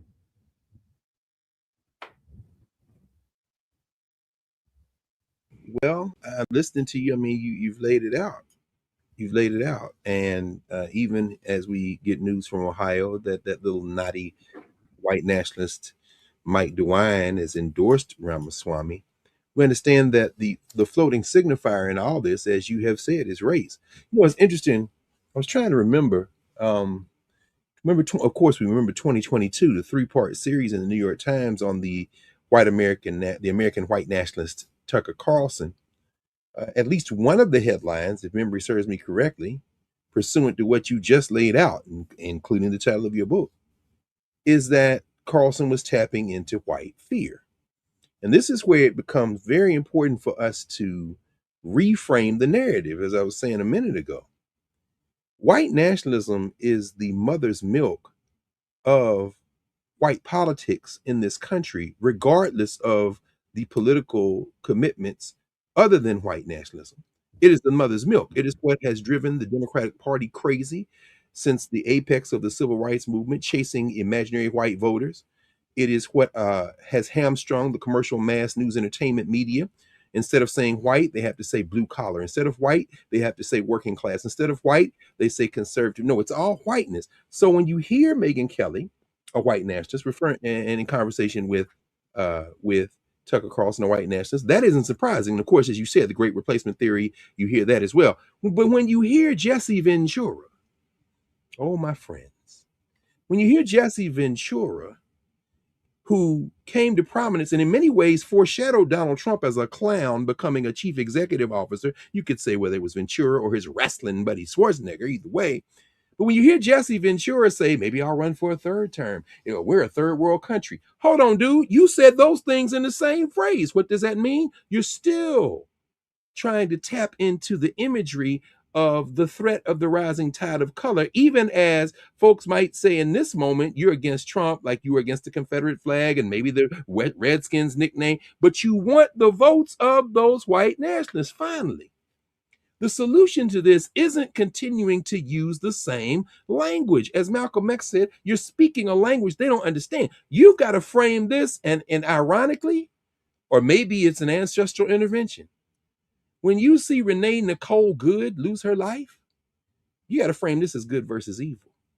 And if you go to war and a tear happens to fall out of your eye while you're swinging your sword like Congresswoman Crockett, fine. But there should be no tears when you are combating evil.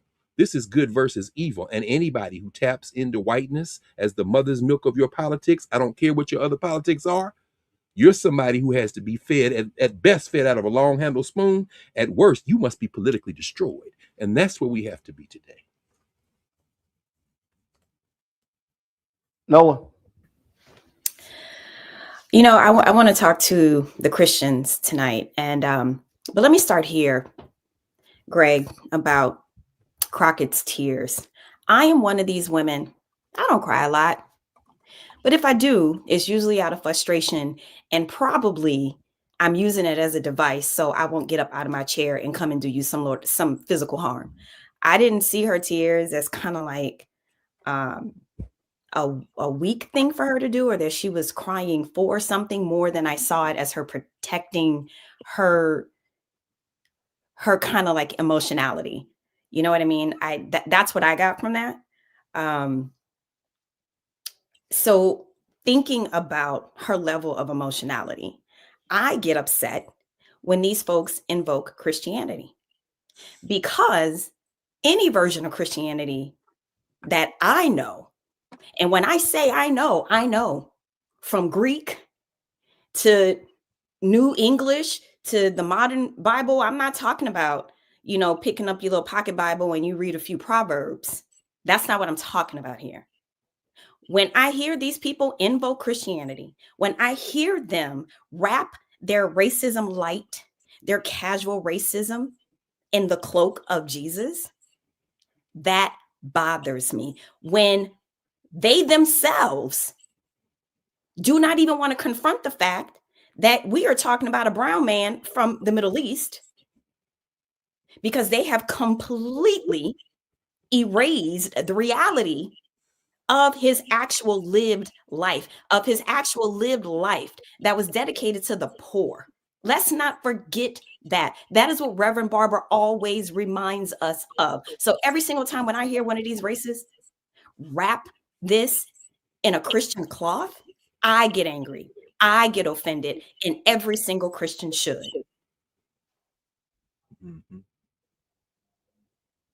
Kristi. Well, I'll just say this, that these white racists are boring. They're redundant. It's very, very played out. I'm actually sick of them. I don't know how it's entertaining. They got the same script over and over again. These racists are going to be evil. They're going to rape, plunder, and pillage regardless. So if they want to sit up there and try to act like they're doing it because they're scared, that's bullshit. But if they are in fact scared, as they are empowered, as they are again pillaging and plundering the world, then good. Because you should not be allowed to sleep well. You should not be allowed to have an easy spirit doing the kind of demonic evil that they're doing. Regardless of your power structure, you should not be able to go about your day without looking over your shoulder as some of these fuckers are living in military housing. Good. That means that they are not comfortable. And that's the one small consolation in it. Now, they don't get a cookie for not being comfortable. They shouldn't be comfortable. But I'm actually happy to hear that even amongst all of the carnage that they cause, that it still ain't sitting right with them. Because I tell you what, if I had money like Elon, I would be fucking chilling. You wouldn't have a little bit of distress in my voice ever at any point. I wouldn't be retweeting no bullshit. I would be out somewhere meditating, popping bottles on a yacht somewhere, minding my fucking business, feeding the homeless. So the amount of distress that these people feel on a day-to-day basis is the only consolation that we have for the fact that they are depraved demons, barbarians that we are forced to coexist with on this world. And unfortunately, there aren't many indications that people are willing to stop them. Like Donald Trump said. And actually, that might be the truth for now. We'll see how long. The only thing stopping him is what's in his mind. And that seems to be the only thing stopping any of these people until the white people that their white lives don't matter because they don't have the income, they don't have the class, they don't have the whatever the fuck. Until those white people decide to side with humanity in the way that Renee Good did, in the way that Heather Heyer did, in the way that many others have done that have been victims of white supremacy, even though they're white, and white nationalism, even though they're white. Until enough of those people rise up and survive their rising up against this white nationalism, then all we can do is take solace in the fact that they're very uncomfortable with what they're doing and that they don't think that they should be getting away with it. And they're shocked every single day that something hasn't happened to them that proves them right. Folks, before I go to the break, I love it when you have a district attorney who doesn't give a damn. Larry Krasner held a news conference. You know, Fox News is trumpeting this, where he makes perfectly clear to the ICE agents, if you bring your ass to Philadelphia and you show your ass and act a fool, you are going to get convicted. I want to play this before we go to the break. If any law enforcement agent, any ICE agent is going to come to Philly to commit crimes, then you can get the F out of here. Because if you do that here, I will charge you with those crimes. You will be arrested. You will stand trial. You will be convicted, whether it's in state or federal court. It's my office prosecuting it. That's how the law works. And you will do your time because Donald Trump cannot pardon you for a state court conviction. Do you hear me, ICE agents? Do you hear me, National Guard? Do you hear me, military? You're going to jail if you commit crimes in the city of Philadelphia. You will be accountable. The law applies to all of you. And I know that there are honest, decent, moral law enforcement officers out there by the bushel, including in ICE. This is not for you. This is for any one of your colleagues who thinks they are above the law. The shorter version of that is FAFO. That's my adopted hometown right there, baby. But let's be clear. It's a lot of rogue ass cops who are on the city forces too, who are with these cats. So Krasner is walking on razor's edge, particularly in a city like Philadelphia, where the ghost of the funky double racist Frank Rizzo still wafts through the air of South Philadelphia. And but Roland and Reese and Nola, that's what you have to say. Period. That white boy right there that killed Renee Nicole Good, that white boy Jonathan Ross, his ass should have been wrestled to the ground and handcuffed by the Minneapolis police. And until that happens, that's where we are. Well, yeah, I mean, we have a constitutional crisis already, so set it up. Let's go. You have they are coming to democratically led cities, pulling the puck cards of these democratic led cities, states. Use your jurisdiction. Colorado, remember how they removed Donald Trump from the ballot and took a Supreme Court to put his ass back on? That's right. Let's have this battle now. We're the fucking midterms. That's 8, not 10 more months of them wreaking havoc. And then you got till January till you get a whole new motherfucker sworn in. We cannot depend on Republicans to grow fucking conscience or a spine. So set it up. If you lose, who gives a damn? Y'all willing to do fucking philosophical and rhetorical and fights just for the sake of saying that we're fighting? Now is the time. Prosecute these motherfuckers, arrest them, and then let the court sort it out. That's what you do. Just like they have no problem. They're prosecuting LaMonica McIver. They prosecuted that judge who ended up having resigned. She got convicted because of immigration. Let's have this battle now. Step up and let's duke it out with what you can do. And then force the Supreme Court or force whatever court to say, yes, that this administration can continue to act lawlessly. So far, they haven't been saying that, even though they gave Trump immunity. They haven't been saying that about other things. So now is the time. I don't know if now is not the time. I don't know when the time is going to be, but we need to start having this battle now. And Congressman Seth Moulton went on Will Cain's show on Fox News. He talked about energy. This is the kind of energy you got to bring when you are in a battle. Homan, talking about Tom Homan, you accused him of lying. You said in your words that what happened was not self-defense. This was murder. Speaking of the ICE incident in Minneapolis, the words are on the screen for anybody that wants to see that. Series of questions. Have you interviewed the officer, the ICE agent involved in the shooting? No, but I've watched the video. Why are you so afraid? No, I know you've watched the video. Viewers? No, I know you've watched the video. Have you seen law enforcement reports? Show. Have you? Why don't you just show it and let people use it or not? See, Will, show the video. Show the video. See, you got to bring. You got, as we say, you got to bring the funk. This Reese, you can't reason with these people. You can't sit here. You can't pray with them. You can't find common ground. No, you got to rain holy hell on that ass every single chance you can get. That's what you got to do. As simple as that. I got to go to a quick break. Reese, I know you got to go. I appreciate you being on today's show. Y'all listen to Reese every Saturday on Sirius XM Radio. We come back, our Shop Blackstar Network Marketplace segment. And then, of course, we got a headlines with Brittany Noble. You're watching Roland Martin Unfiltered on the Black Star Network.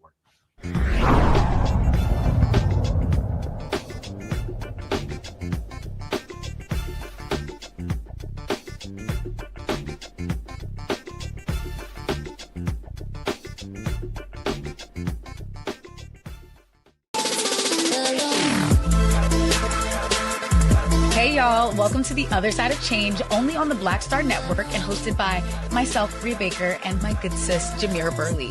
We are just two millennial women tackling everything at the intersection of politics, gender, and pop culture. And we don't just settle for commentary. This is about solution-driven dialogue to get us to the world as it could be and not just as it is. Watch us on the Black Star Network, so tune in to The Other Side of Change.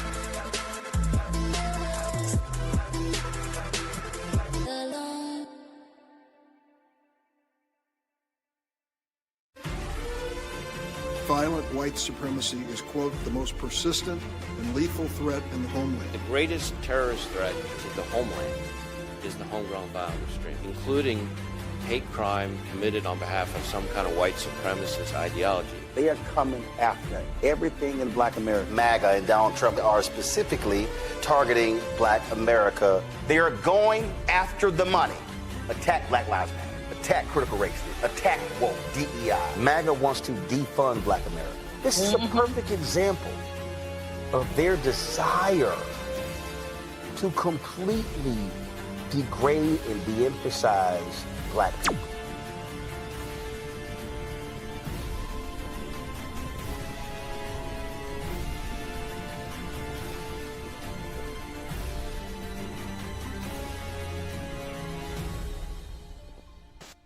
What's up? It's your girl, Tamika D. Mallory, and you are watching the Black Star Network.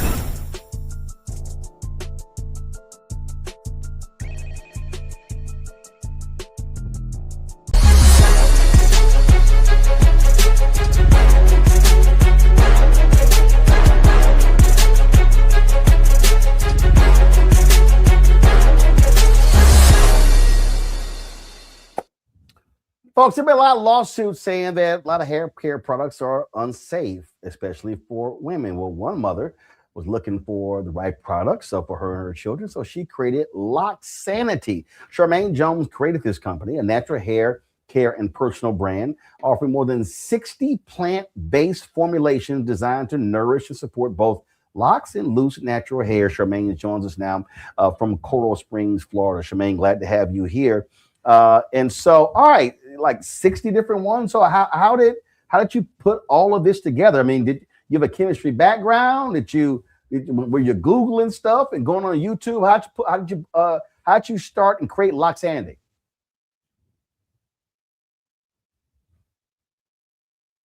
I can't hear you. Is she muted? Because I can't hear her.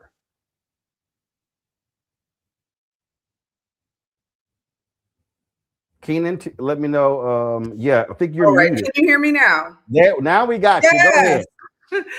Thank you for having me, Roland. First and foremost, I don't know if you remember, but I had an opportunity to meet you at the Hope Conference a couple of years ago. And so I'm glad that, things have come full circle and I'm here to spend some time with you today. Cool. I'm sorry, go ahead. No, I said cool. Go ahead. All right. So as far as how I came up with the Loxanity, it was really, really quite an adventure that I went on. I actually came from corporate America. I spent about 25 years working in a variety of different industries in corporate America, everything from manufacturing to software. And so the question that you asked, how does someone end up, making lock hair care products? It's a combination of the background that I had, but it really comes down to when I have 3 children, 2 girls and a boy. And when my oldest daughter hit, middle school and, she's going through the time where she's trying to figure out who she is and, what her definition of beauty is. And at the time I was working in corporate America, high level position, and I wore my hair very, very straight, similar to what it is now, but it was not in its natural state. It was permed hair. And so every single day, Alicia would see me get dressed and, I'd put on my best Kamala Harris suit. And, I would, lay my hair down and everything and just look very, very corporate and very, very polished in her eyes. And so she started to aspire to that beauty standard. And I remember one day, middle school, she came home one day and she said, I want my hair to be straight like yours.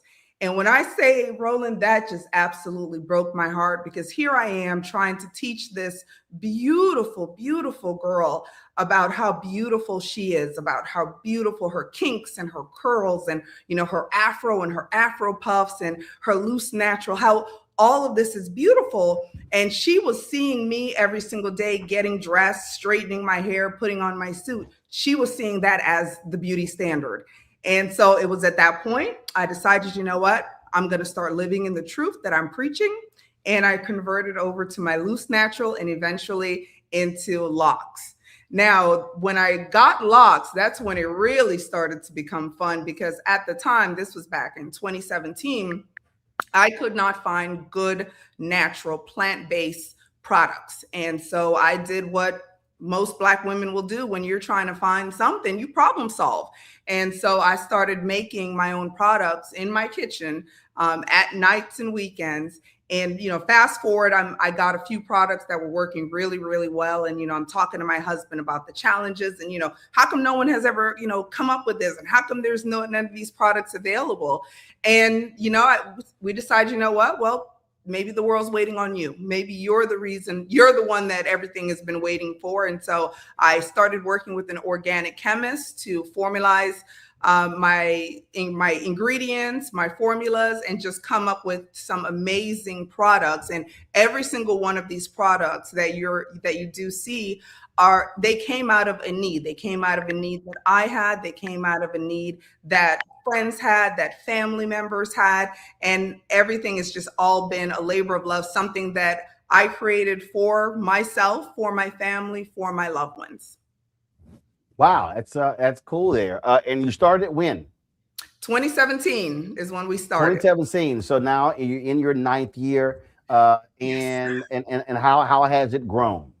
Oh, it's grown exponentially. It's so at the time when I first started the company, I did mention I was working in corporate America. And at the time I was working with an e-commerce company and I was working full time, very demanding job. I was in director level position. So I was in charge of their warehousing, their customer care, just had a huge umbrella. And so I was working 80 hours a week. And then I would come home on nights, weekends, holidays, anytime that I had a free moment, I would work on Loxanity. Fast forward a couple years, the company started to hit a little bit of a rough patch. And being that I was one of those folks that was well paid, they said, you know what, Charmaine, we're going to part ways with you. And that's when things really took off, because I was able to take my 25 years of experience in manufacturing and software and IT, and I was then able to pour all of it into this little baby that I had created, Loxanity. Wow, that's cool there. Let's questions from my panel. Nola, what you got? Hey, so thank you. Where are the products? Okay, I'm assuming that they're in, you can buy them online, but yes, no, stores, you can buy the products are available at shopblackstarnetwork.com, Nola. This is the shop. I'm gonna be nice. It's a new year. Nola, this I wasn't done with my question. Nola, this is the shopblackstarnetwork.com segment. Thank you. So the products are available at shopblackstarnetwork.com. Thank you, Roland. Thank you. In addition, are your products available in a brick and mortar store somewhere? In addition to being able to get them here, you are able to, of course, get them in some of the more traditional e-commerce options, of course, also our website. And we do have quite a few beauty supply store, also locticians that do carry our products in brick and mortar stores across the country. About 2 years ago, we had been accepted to be inside of Walmart, and then the current administration happened and they got rid of DEI and we were chopped. We were left on red, no responses, no emails, nothing else. And you know what? I think it's for the best, because now we've been able to really look at a lot of different options. And one of our favorite folks to work with are the mom and pops, the Black-owned mom and pops, because we try to give them the same margins that they would have gotten had we sold to Walmart. And so they're able to really push our stuff, make an amazing profit on all of our products, and we're getting good quality products into the hands of our people. And so it's a complete win-win for us. And so for the folks watching, Nola as well, that when you buy Loxanity from shopblackstarnetwork.com, you're supporting them, but you're also supporting the show as well. Greg. Thank you, Roland, and Nola as well. And Sister James, it's always a delight in this segment to see Black-owned businesses that are serving our people, not only providing products we want, but products we need. And this, again, Loxanity is another one in that string, in that chain. Along the lines of what Nola has just asked and what you just said, in fact, because of your background and your experience dealing with systems and understanding systems, how important is it to have that critical mass of Black institutions and Black networks? I'll tell you why I asked you that question. The other day I was in the mall. I went over there to pick up some shoes, and I walked past the beauty supply store, and I said, I haven't had the occasion of going to a beauty supply store. I don't even remember the last time. It's probably been decades. But I went in there just to look, and I'm like, wow. Now, clearly, we don't own the supply network, the chain. But I'm looking on the shelf, and one of the things that caught my eye was Bronner Brothers. I said, oh, there's Bronner Brothers. Now, of course, there was a time when Black folk actually controlled the politics and the economics of our hair. You're in Atlanta. You're part of that, like you say, you with the Global Hope Forum, and you're part of that network. How important is it for us to be able to go from beginning to end, as you call yourself an accidental entrepreneur, but driven by necessity, like Madam C.J. Walker was? Yeah. You say, okay, I'm going to do this. But then when I looked on your website, I'm looking around, I see this supply chain blooming, and you're literally connecting with Black folk. And it just makes me happy, because this maybe is why I say one other thing about this. And please, just, anywhere you want to talk about this, please do. You know, a lot of my students at Howard now, I see them even in the conservative school of business with locks. Former students used to go to Hampton and say, you got to cut your locks. Now they can wear the baby locks. And I'm saying, with this blossoming, is this an opportunity to recapture a market that we didn't concede, but in many ways was kind of taken with us? Any thoughts about any of that? Yes, you are spot on. You know, when it comes down to it, it really comes down to us maintaining our community and how much of the funds, of the money that we work very, very hard for, how much of it can we really retain and circulate in our economy. And so, you know, when it comes to, you know, take our company, for example, the folks that work here look like me. So that means I'm able to provide good paying jobs in the South Florida market, which for anyone that knows South Florida, you know that it is pricey. But I'm able to employ people that look like me, give them good paying jobs so they're able to support their families, provide for their families. And in addition to that, I'm also able to then control who am I purchasing from. So for my raw ingredients, first and foremost, I'm looking for Black-owned, minority-owned companies whenever I can find them. I'm purchasing from them because I'm now taking my money and I'm putting it into their pots. And then they're of course, going to circulate it more in our community. So it all really comes down to how can we keep as much of our money, which everyone knows money is power. How can we keep as much of our money in our own economy and circulate it? And this is one of the ways that we've been able to do that. And so, you know, when I have conversations with, you know, my children and I'm trying to teach them about what does it take in order to build our community, in order to make it so that our communities are more self-sufficient, it comes down to dollars and cents. You know, the people that I hire to manage my social media look like me. So here you have, you know, folks that are not, you know, did not even think that at one point that they were going to be a part of this ecosystem or not part of the ecosystem, because when I'm making hiring decisions and I'm deciding which vendors, which suppliers, who am I going to use for different services, I'm first and foremost looking for folks that look like me. Beautiful. Thank you.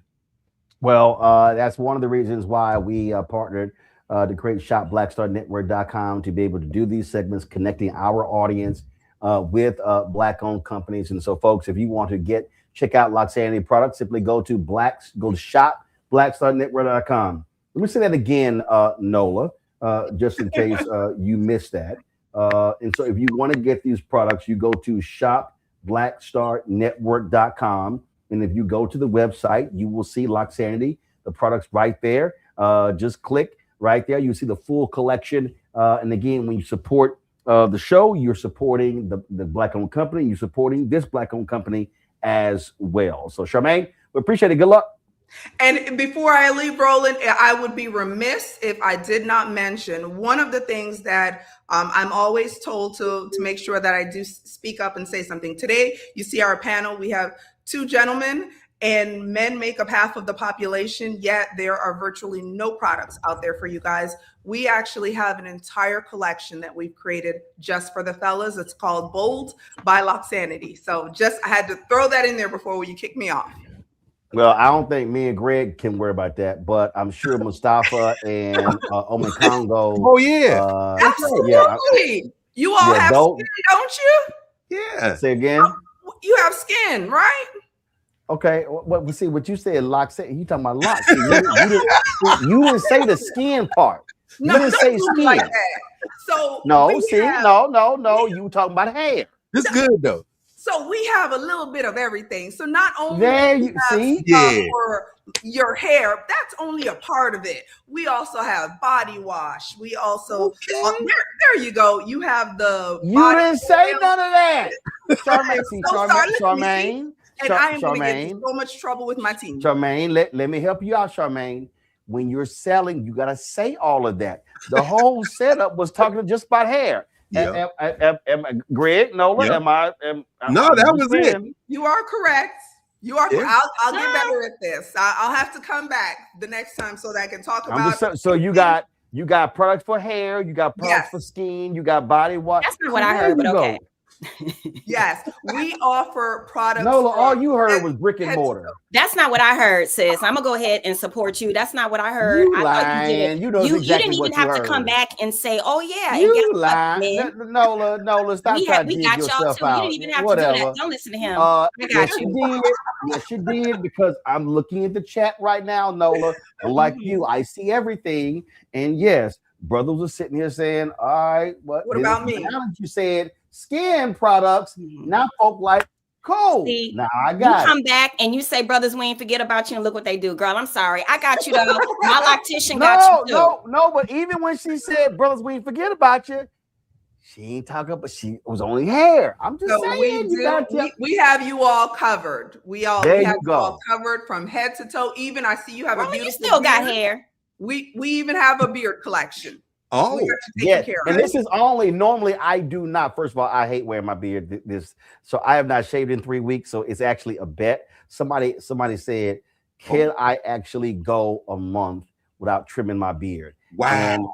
And trust me, it's driving me crazy. I normally prefer, it's driving me crazy. I prefer, like, I'm trying to win the bet, but I prefer to have it trimmed all the way down.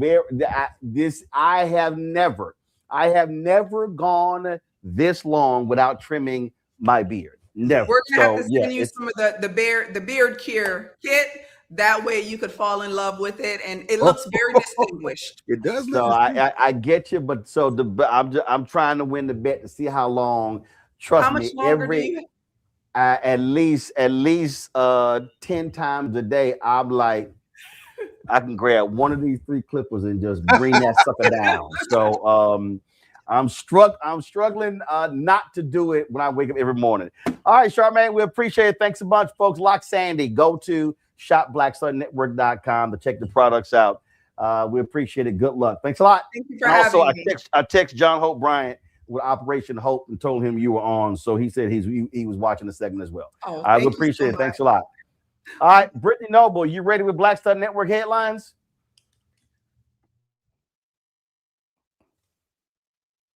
Is Brittany ready? Somebody talk to me. I guess Brittany ain't ready with headlines. Let me go to a break. Ready. All right, I called your name 3 times. I'm here. I mean, I was here for the conversation. I like the beard, but I'm ready for headlines. Wait, y'all sitting here. We're going to go to a break, and then we'll be right back. Black Star Network headlines with Brittany Noble. Fair enough.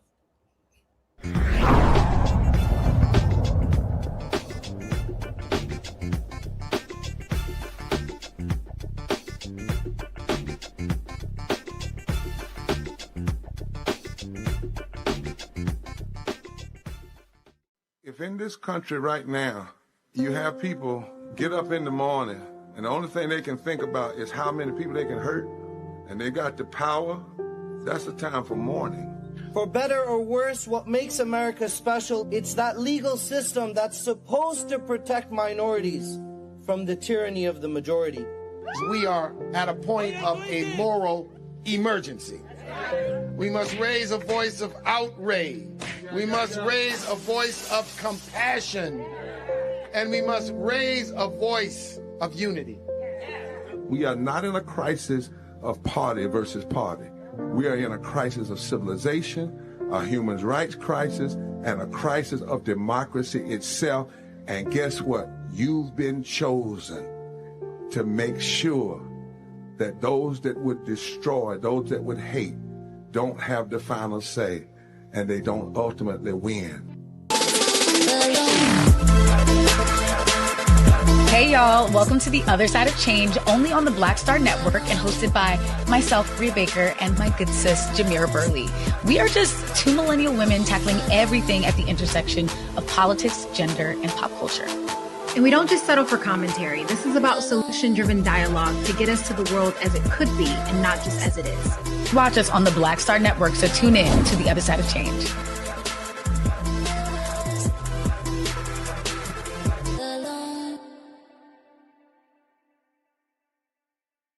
Melanie Campbell, National Coalition on Black Civic Participation and Black Women's Roundtable. and we are watching Roland Martin Unfiltered all day, every day, 24/7. Spread the word.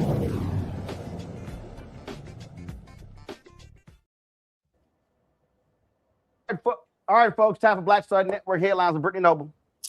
Roland, Detroit homicides dropped for the first time in 6 decades. The city recorded 165 criminal homicides in 2025, the fewest since the city had 125 homicides back in 64. Non-fatal shootings also declined from 607 to 447 last year. The police chief says what we're doing in Detroit is working. He credits the Gun Violence Reduction Partnership, the Shot Stoppers Program, police initiatives, and technology for the shift.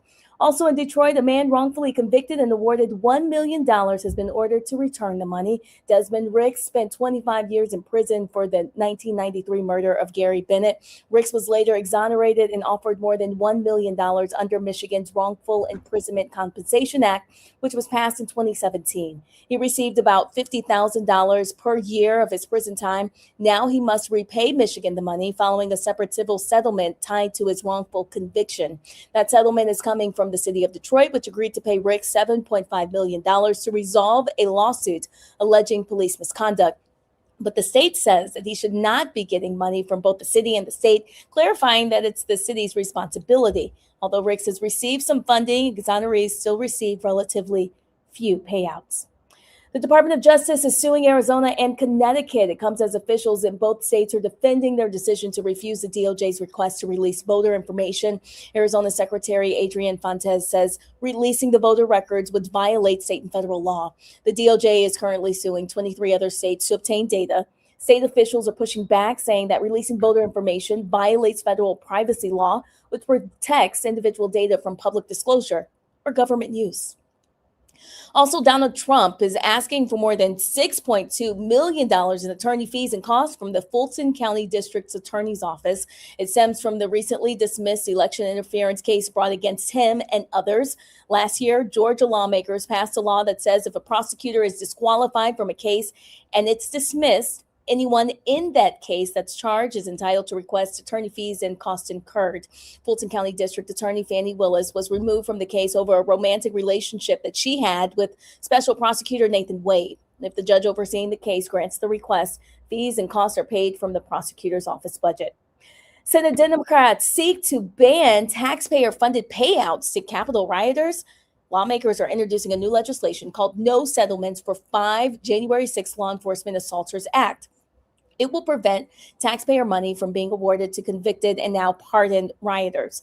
The bills would outlaw the establishment of any compensation fund to pay rioters.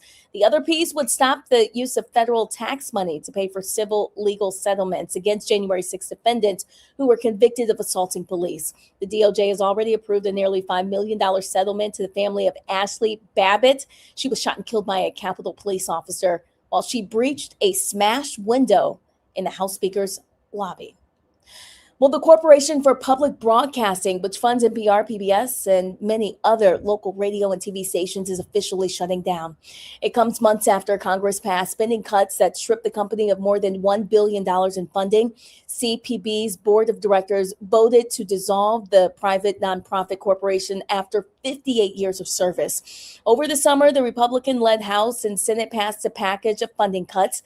In it, CPB and other government agencies were targeted, meaning the money that Congress had previously allocated to them would be cut to fulfill a request by the Trump administration. Created in 1967 by Congress, CPB helps support more than 1,500 local radio and TV stations nationwide. Roland. All right. We appreciate it. Thanks a lot, folks. That is it for us. Let me thank Noah. Let me thank Greg for being on today's panel. Thank you so very much. And just as a reminder, Nola, when we have shopblackstarnetwork.com guests, we are trying to push people to go to shopblackstarnetwork.com. There's the look. So that way, if they buy the products from shopblackstarnetwork.com, then they also support the show. If they buy the products elsewhere, then there's no benefit for us at the Black Star Network. So hence the site shopblackstarnetwork.com.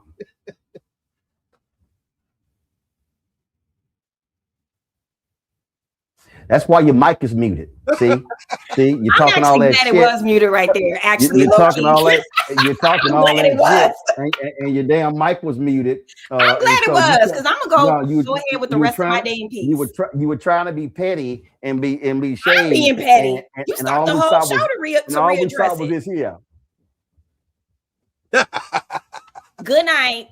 Good night, all we saw was red lipstick smacking. That's all we saw. All right.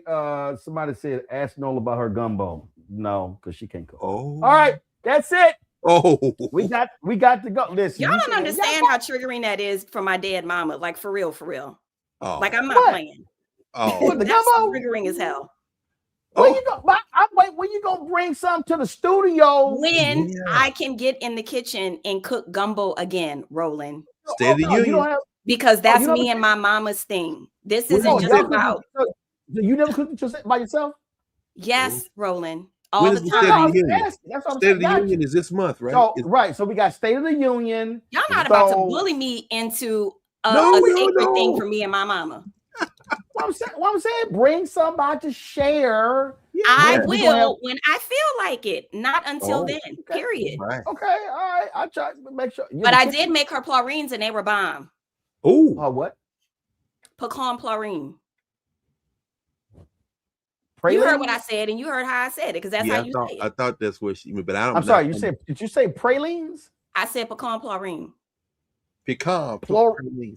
I said pecan plorine. Plorine. Can you spell plorine? Praline. Now you want me to spell it the New Orleans way? Because I can spell it the New Orleans way for you. I'm sorry. Did you say it's spelled PRA, but you put the L in front of the R? This man over here making fun of all of us, so I need y'all to be. No, I'm not. I've never heard. To tell him. To tell him that I've never heard plorine. Thank you very much. I'm about to go and eat my plorine. I've heard of chlorine. I never heard of plorine. Oh, okay.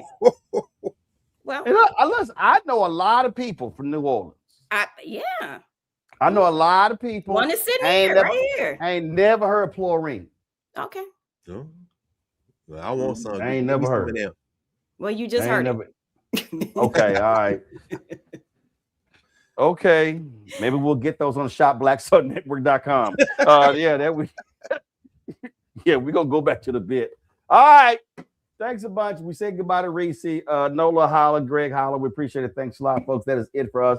Be sure to support the work that we do. Join our Bring the Funk fan club. If you want to contribute to us, please do so if you want to use Cash App, use the Stripe QR code. You see it right there. Click the Cash App pay button to contribute. You can also use this for credit cards as well. PayPal, R Martin Unfiltered, Venmo, RM Unfiltered, Zelle, Roland at RolandSMartin.com. Roland at RolandMartinUnfiltered.com. Check some money order, make it payable to Roland Martin Unfiltered. Guys, we're using the wrong graphic because we don't have it make payable to on this graphic. So that's the wrong graphic we're using. So let's fix it tomorrow. Make payable to Roland Martin Unfiltered, P.O. Box 57196, Washington, D.C. 2003 7-0196. Download the Black Star Network app, Apple phone, Android phone, Apple TV, Android TV, Amazon Fire TV, Roku as Samsung Smart TV. Also, folks, if you want to get our Black Star Network, Roland Martin Unfiltered swag, go to shopblackstarnetwork.com, Nola. Shopblackstarnetwork.com to get our hats, hoodies, and all that good stuff. Also, the Black-owned companies that we support, go to shopblackstarnetwork.com. You can see them there as well. As I said, fan base, about $120,000 left to hit their goal of 17 million in the raise. If you want to, first of all, download the app. So got some great features. But if you want to invest, go to startengine.com/fanbase, startengine.com/fanbase. All right, y'all, that's it. I'll see y'all tomorrow right here, Roland Martin Unfiltered on the Black Star Network. Oh!